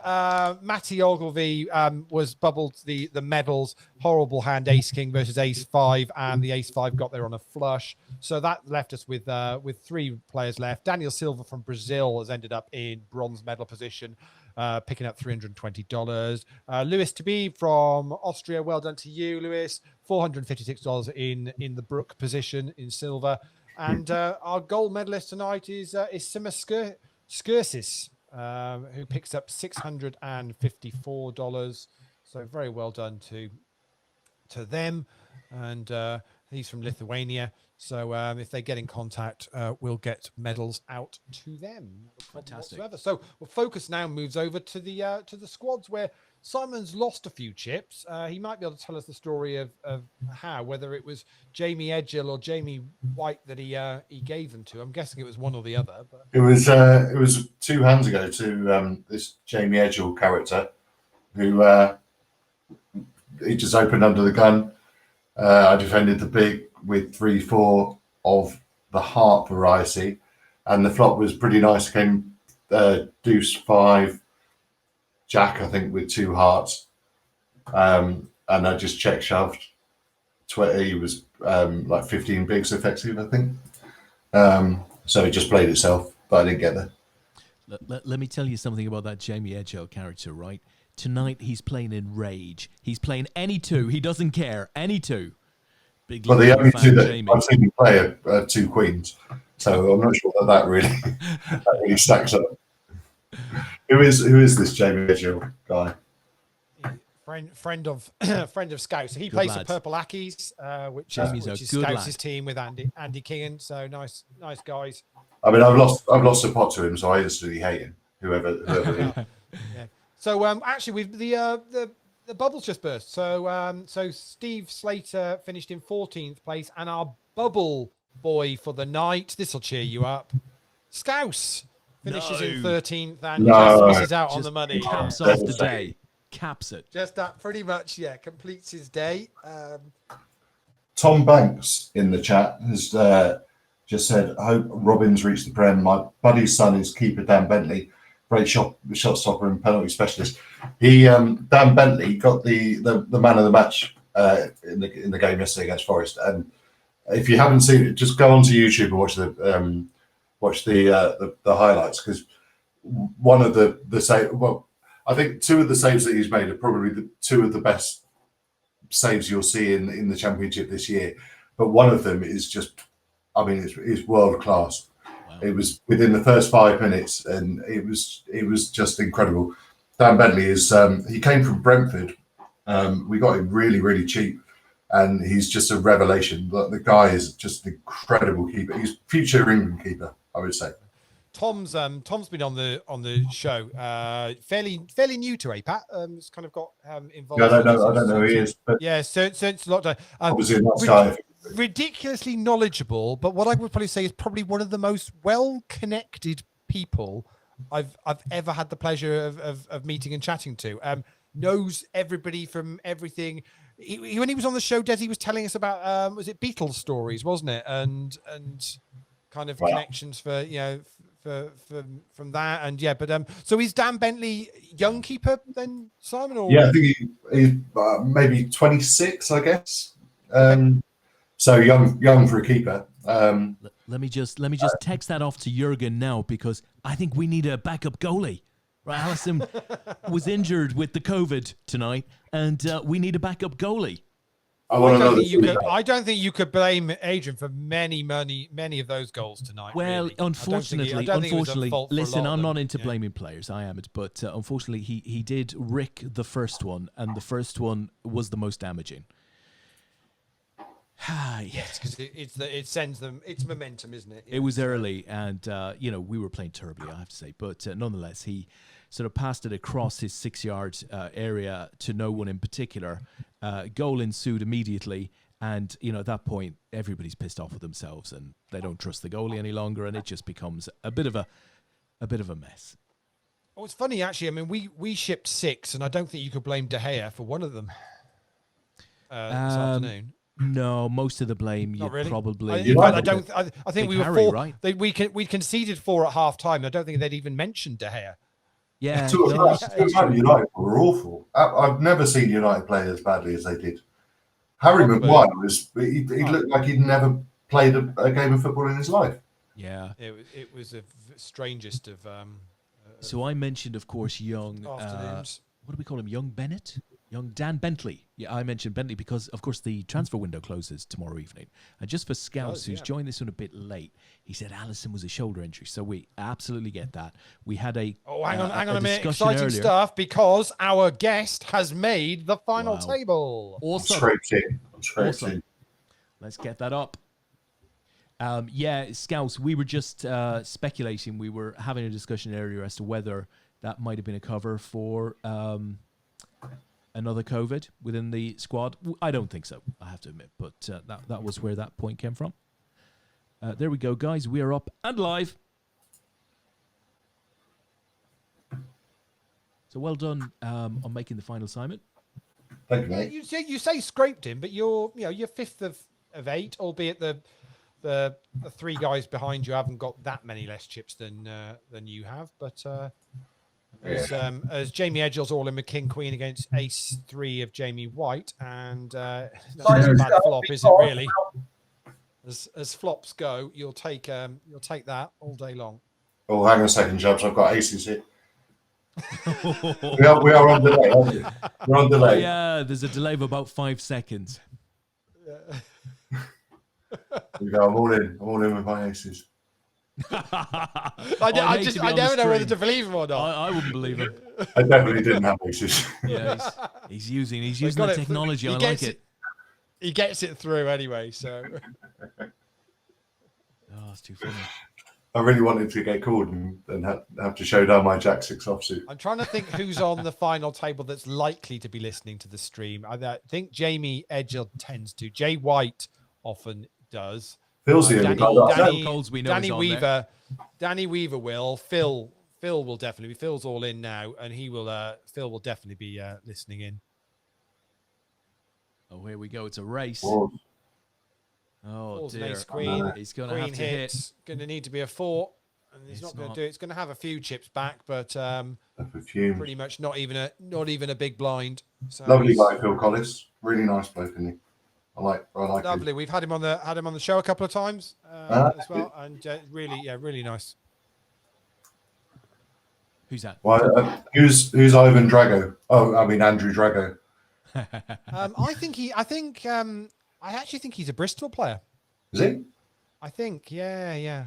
Andrew Drago. I think he's a Bristol player from back in the day. It might be a kind of, I want to say, Gambling Network guy from Matt would have set up one of those chaps, I think. So friends with that John Patton and yeah, I think so. That's where the name. I might be completely wrong, but I think is. Yeah, so Jay White says I'm watching. Dan Weaver's watching. Yeah, so you've got a few on here, Simon. So time for the mind games. I've got aces again. I'm following it. One of these times you'll have it. I might just have aces every hand now. So Phil gets his last 30,000 in Ace 5. He's in a good place, but and he's gonna. Yeah. Well, effectively, it's a triple up, really, as good as, isn't it? And a bit because of the antes as well. So he's done all right out of that. Oh, he's now got a couple of blinds, and he's bullying the big stack in the big blind this time. He's going to become a cropper. He's made an all-in move. I'm guessing Simon's going to have to call him off here, really. So, Bill, you ready? You ready for my aces? There we go. So 7-3 against King 10. The 10 hits. 8 ball. Gets a 3 though, so he's out here, but doesn't get there. So Simon doubles up Phil because he said he's a nice guy. So he is. I'm also a nice guy. So useful fact from Pete Wigglesworth. Apparently Drago is Hungarian for expensive. Oh. Interesting. Excellent. If he dies, he dies. So what's an Andrew Drago then? We'll just wait for that to come back, guys. Yeah, 30 seconds later, you'll get a response to that. So, Bloody, probably, or bloody expensive. yeah, probably. Could be right. Could be right. Oh, dear. So what do we make about Trump, guys? Come on. I need to know. Does he really have it? No. In the same way that Boris Johnson didn't have it. Oh, that means he had it. His timing is prominent. It's impeccable. It's impeccable, isn't it? Yeah. Do we think then if he hasn't got it, do we think this was aimed at, or this could be actually it's all of the above, but is it aimed at getting out of the next debates, looking for some sympathy, or potentially delaying or muddying the waters of whatever the result of the election would be, or is it actually just all of them probably? Sympathy? All of the above. Yeah. Oh, it's just unbelievable. Well, I mean, he's already effectively come out and said that even if he doesn't win it, he's probably going to dispute it. So the Proud Boys are going to surround the I've White got House. aces, chaps. Oh, it's got aces. Hold on, here we go. Simon's all into the expensive big blind. I'm calling with Queen anything. He's got to get through Jay White in the small blind first. Jay's on the stream, so Jay's listened to the stream. So Jay knows I've got aces. So Jay knows Simon's got aces, so he should be folding here. I've got a funny feeling he might make a call because he might not believe you. We'll see. He's using his time back. He does fold.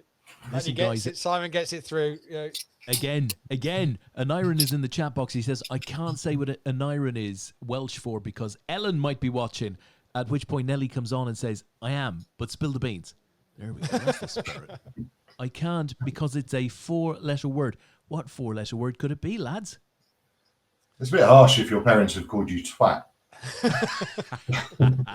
That is unfortunate, isn't it? Really? Yeah. Oh dear.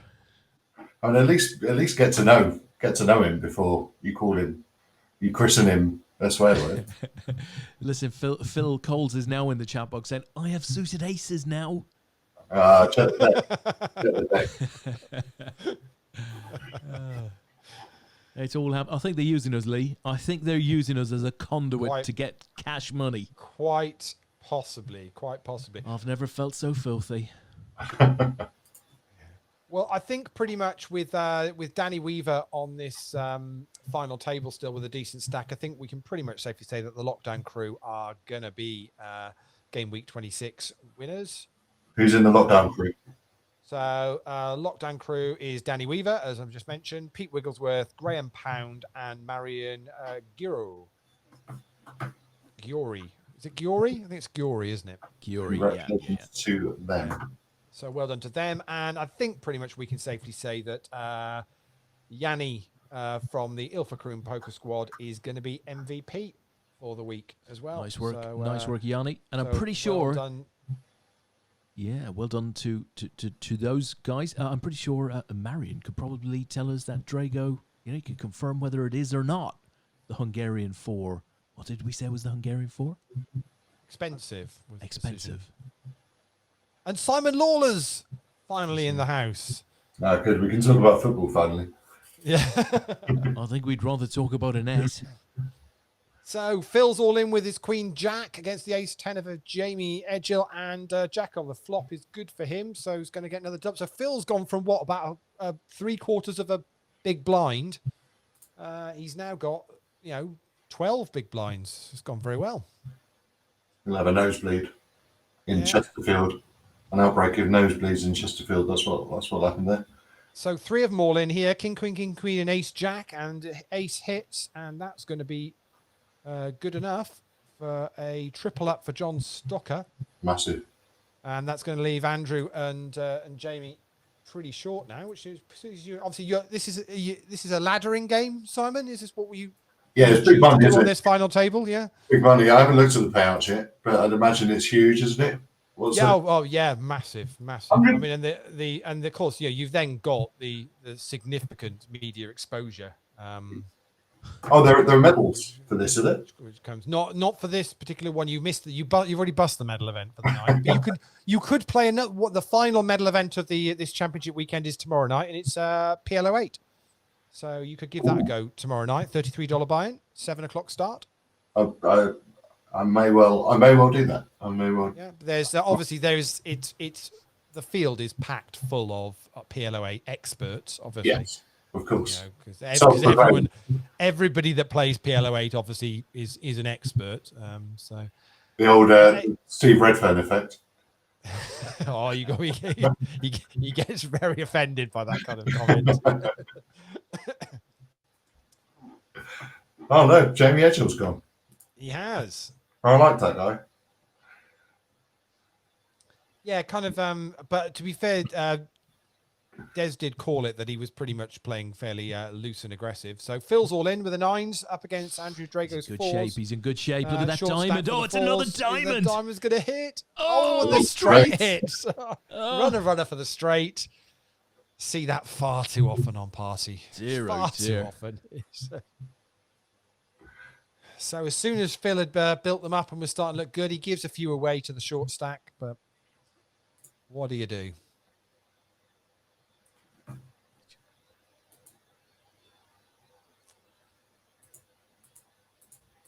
Yeah, so you've now locked up with seven left. You've locked up $19.12 so far, right. Simon. So what do I need to do to free roll? I need to come fourth to free roll into the fourth would free roll you into tomorrow night's game.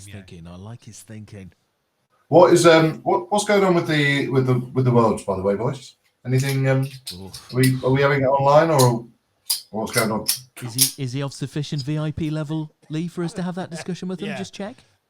Probably, yeah. I'm asking the questions that the public want to hear. Yes, yeah.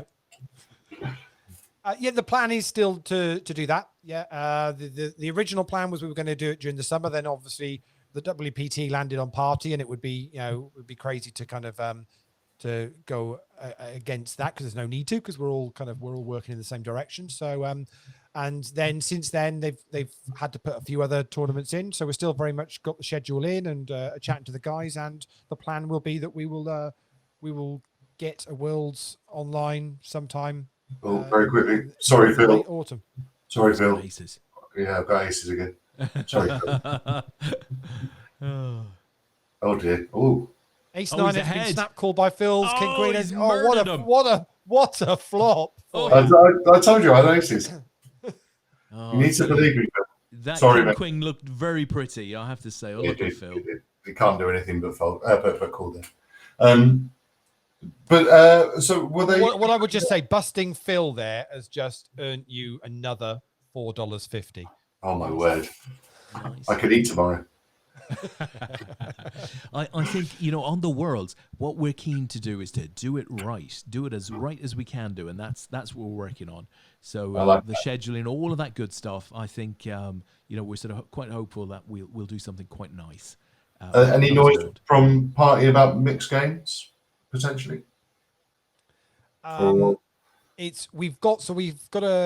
We have a weekly stud game in that we've got. Game on Party.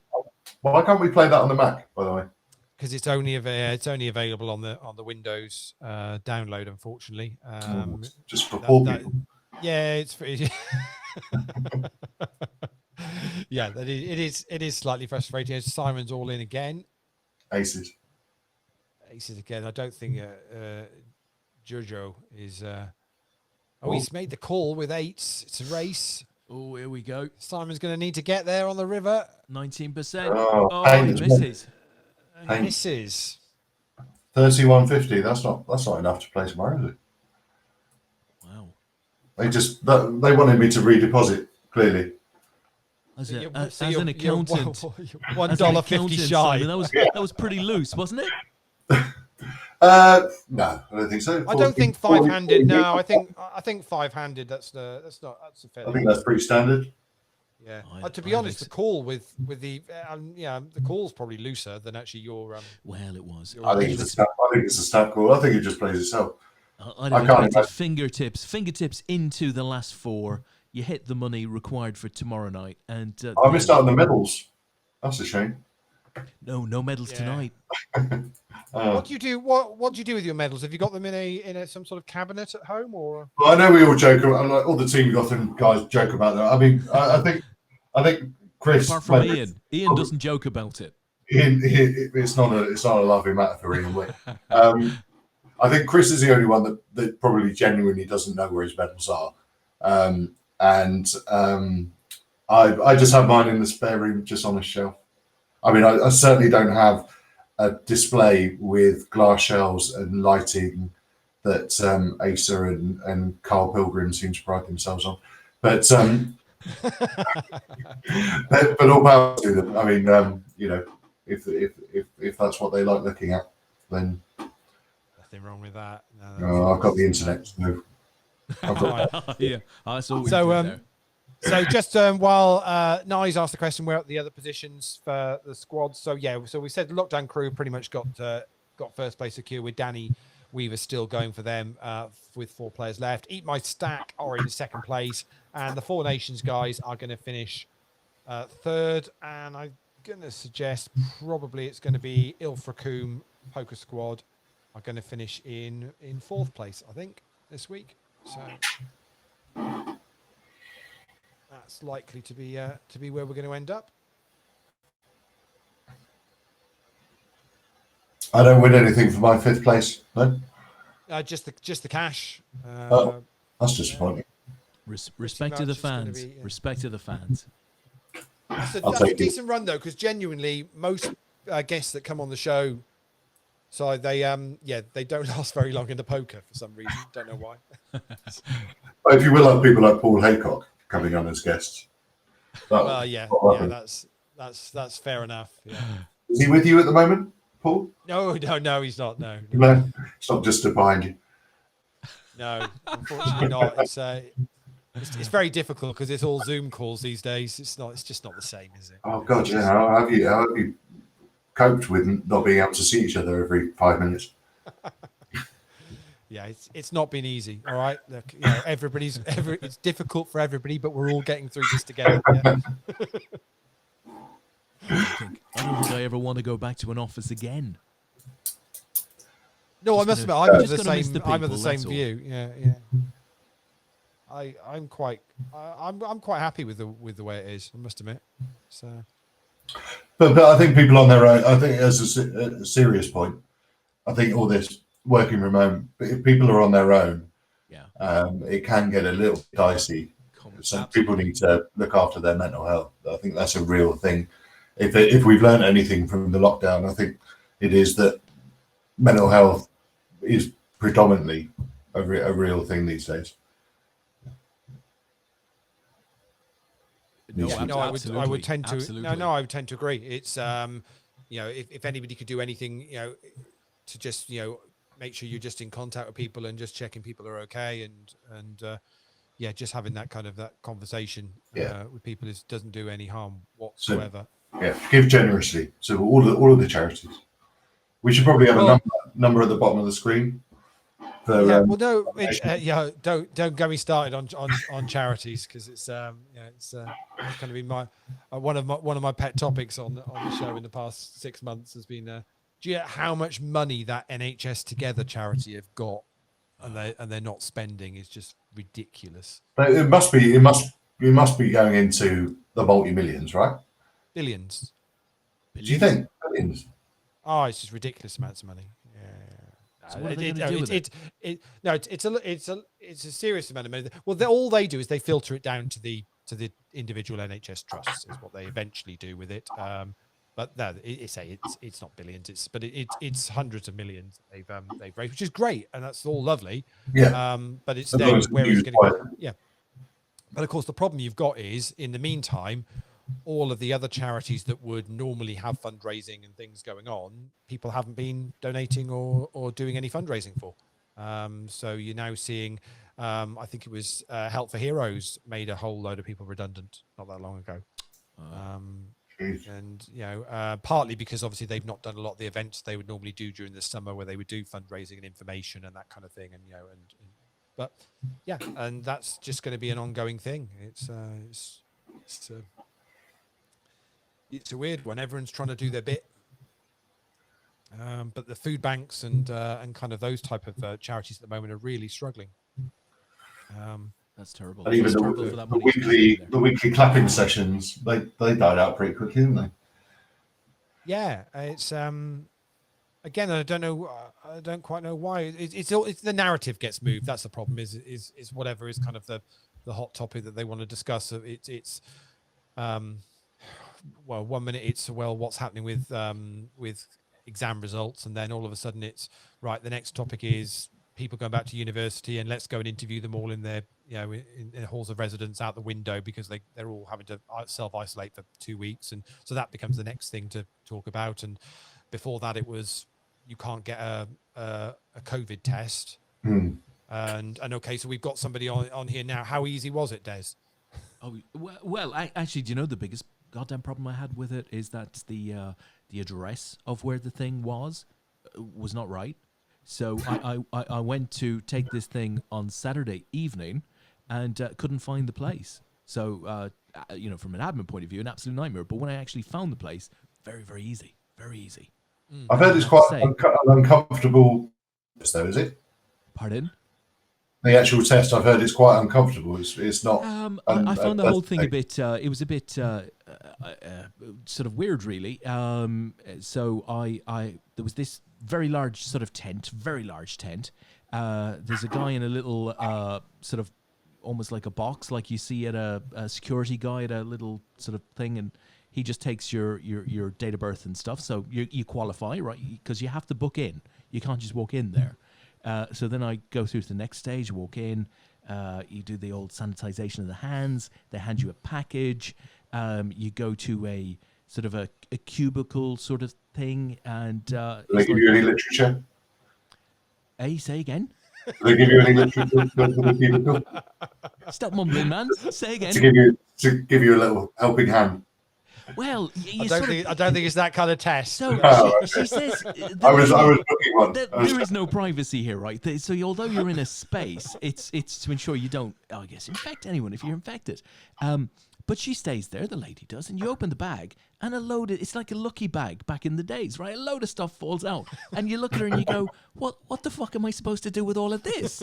And she looks at you and goes, have you done this before? And you sort of say, well, no, but it's okay. I've watched the video. I know what to do. And then you start to comb through it all, and you look back at her and go, can you help me, please? And, it's weird. But you end up actually shoving something into your mouth, right? So you shove this thing into your mouth, right? As far back as she said, you've got to put it back past your tonsils, love. You've got to twist it, X number of times. And I said, my tonsils. And I started feeling around, go, where are they? And, then there's a map. It is a map on the wall. You go past your belt, you've gone too far. Well, here's the thing. I had my tonsils out when I was 10. Exactly. What would I do? Here's the thing. So you pick up a mirror, right? They give you a mirror. Obviously, there's no magazines, just a mirror. And the first thing you think to yourself is, well, who else has touched this mirror? But, you get on with it. You shove it back your throat. You gag a bit, right? Your eyes water. And it wasn't too unpleasant, right? And then I said to her, just careful what you say now. I'm just reading in the chat that Nellie's got to do one tomorrow morning because she needs to go in for an IOP. Totally fine. So she's having to go in for an IOP on Thursday. She's got to do a home one tomorrow and do it herself. Let me just finish this story, right? I'll go to the peak, Nellie, and maybe you can learn something from this because I had a close call. Okay, I had a very close call. So I took it out of my throat, gagging a bit. It was a bit like that. I took it out. We just isolate that comment. Yeah, I said just for the highlights. You isolate that comment. I took it out of my throat. I was gagging a bit. Going, Oh dear. I know this sounds bad, right, Nellie? It's not that bad, right? So I took it out of my throat, gagged a bit, and I said to the lady, right, the nurse. She wasn't a nurse, but I said to the lady, "Is that it? Is it done now? Can I just put this in the little tin provided?" It just sounds worse. And she says, "No," she said, "You have to do." You have to do your nose as well. So I said, I've got to do both. And she went, yes. I said, is there another stick? And she went, no, you got to use the same stick. Well, I said, it was pretty lucky then that I did my throat first, wasn't it? Because I didn't want to shove it up my nose and then have to wriggle it into I'd have been gagging for real at that point. So Nellie, go throat first, right? Deep throat. Deep. So when I'd done the second one, and honestly, there was a lot of water. So I put it up the nostril, and she says 10 to 15 seconds, love. So I said, that's fine. Up it goes, and it's tickly. right? It's really tickly. I wanted to sneeze, and you don't want to sneeze, right? You don't, not in that sort of situation, because everybody's going to run. Yeah. It's like a grenade going off in World War II. You don't want to do that. So, I'm so editing all this together. It's going to be great. So I put it up the second nostril then, and 10 to 15, and I take it down. And she said to me, was that 10 to 15 seconds, love? And I said, I think it was. And she kept looking at me, and I said, well, maybe a bit short, so I'll put that up again. So I did. She made me stick it back up again, twist it around a bit. I mean, there's literally tears coming out of my eyes. Not of pain. Little embarrassment, maybe, but all sorts of tickly sensation. There are parts of your body being touched that should not be touched, right? But out it comes. You shove it in you got to break the stick, right? There's a little break point in the stick. So you break the stick, you put it into a little tube, and back into your envelope. They scan your iPhone Q code, and they scan the envelope. You've got to then put it in a thing, and they say, right, you'll hear back in 24 to 48 hours. But if you don't, they give you a card, or there was a card in the envelope. You take the card. If you don't, call them, and that's it. That's it. Honestly, no real symptoms other than taste went a bit funny, and you've just got to do the right thing, right? Yeah, I mean, it's a course you have, responsible thing, isn't it? So absolutely, if you've got any symptoms at all, the responsible thing is to take the test. Yeah. Probably not make such a fuss about it as you did, but honestly, I was in there for that whole story. It took about 3 minutes. The whole thing. It was very, very quick. But there's no way I'd have figured it, because I'm very limited. Just by emptying the bag, I immediately became confused and concerned that I was involved in something much bigger than I thought. Just a bag full of contents fell out. None of it looked like fun. And I needed help at that point. But I'm sure that this video is now helping Nelly. Yeah, so if you test, if you comes back positive, I mean, have you then got to then notify them of anyone you've been in contact with for the past week? Haven't qualified for that part of the process yet. But it's remarkable. I don't know how far back they go. It'd be interesting to know. Yeah. Listen, when I put it in I kid you not, when I put it in the family WhatsApp group, right, to let the entire family know, because a lot of people, the entire family know. I put it in there. I posted up a picture of my test card, right, and daughter number one comes back and says, why have you had a test? So I then explained gently, and I think she said something like, "Don't put me in your track and trace thing." Yeah, Don't worry. Exactly. Don't worry. This is now the thing, isn't it? Don't worry. It'll be totally fine. And then daughter number two went off of the family group and sent me a private WhatsApp and saying, "Don't put me in your track and trace thing." They both did. Nobody asked me how I was. Are you okay, Dad? How are you feeling? Have you done your will? All of that stuff. Are you sorted? Are you all sorted? No, there was none of that. None of that. None of how are you feeling or what was the symptoms or anything. It was just a case of don't mention me in the track and trace, right? But that is a serious. It's a serious issue, isn't it? It is. People are like, But let me tell you, if they qualified to be mentioned in the track and trace, they'll be mentioned, despite their best wishes. Yeah. But then they've got the issue of, you're then stuck where you can't work or can't study or whatever it is you might be doing, because you've then got to self-isolate for 14 days. And for those that can't work from home, it's a quandary. It's a difficult one. What do you do? People need to work, and if they're then told basically you can't work because you're admitting to track and trace. I've told the story on here about the plumber friend of mine that lost out on £1,500 of the work because he went and fixed a leaky tap for 60 quid for somebody that brutal. He then found out was a nurse, and she tested positive, and he got a phone call saying you need to self-isolate for 14 days. Brutal. And he's like, well, I've just gone to fix a leaky tap and he doesn't get anything. He can't claim anything from anybody because he's self-employed. Well, I listen, Lee. I was telling somebody. It's a horrible situation for people. I was telling somebody about the track and trace because that's a big question, right? And I was sort of saying, no, I've actually been quite cautious. So, over the several months, I haven't really gone out that much. I've avoided going out unless I sort of need to. And when I've gone out, I've been fairly sensible. So, I said over the last couple of days, very little interaction with anyone in reality outside of my direct sort of family. I said, apart from the 3 hospitals I've been in for several hours.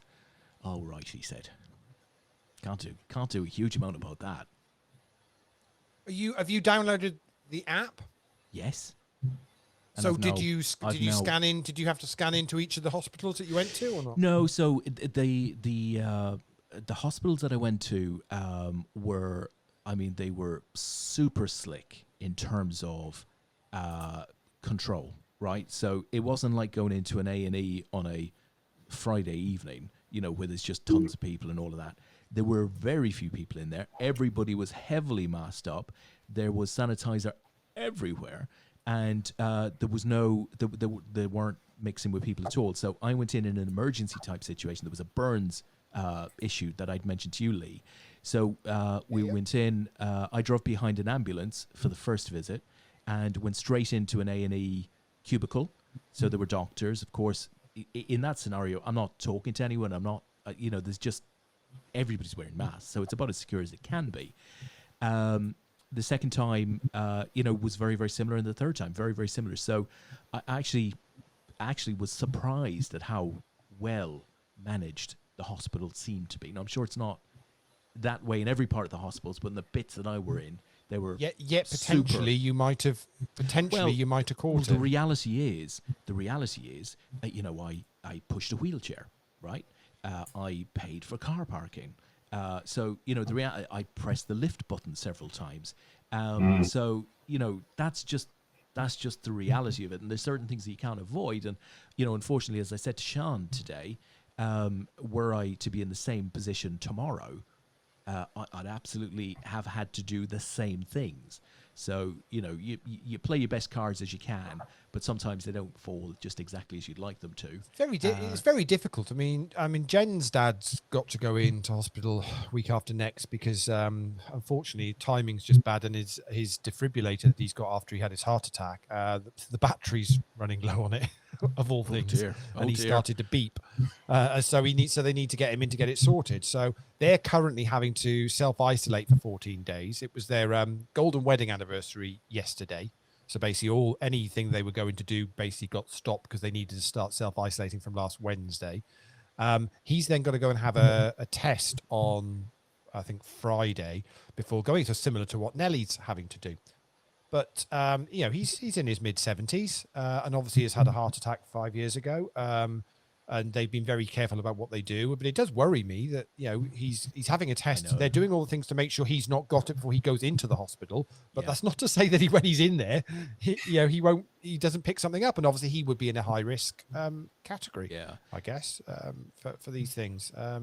But he can't afford to not go in and have the battery changed on his defibrillator that's kind of now built into him. So it gets to a point where the hospital might be the most dangerous place for him, which is I mean, what's funny? I'll say it's not funny, but actually, when Des told me this 2 weeks ago, that what he'd been up to, he joked to me and said, "Of all the places to want to be, this is where you try and keep away from." And of course, there you go.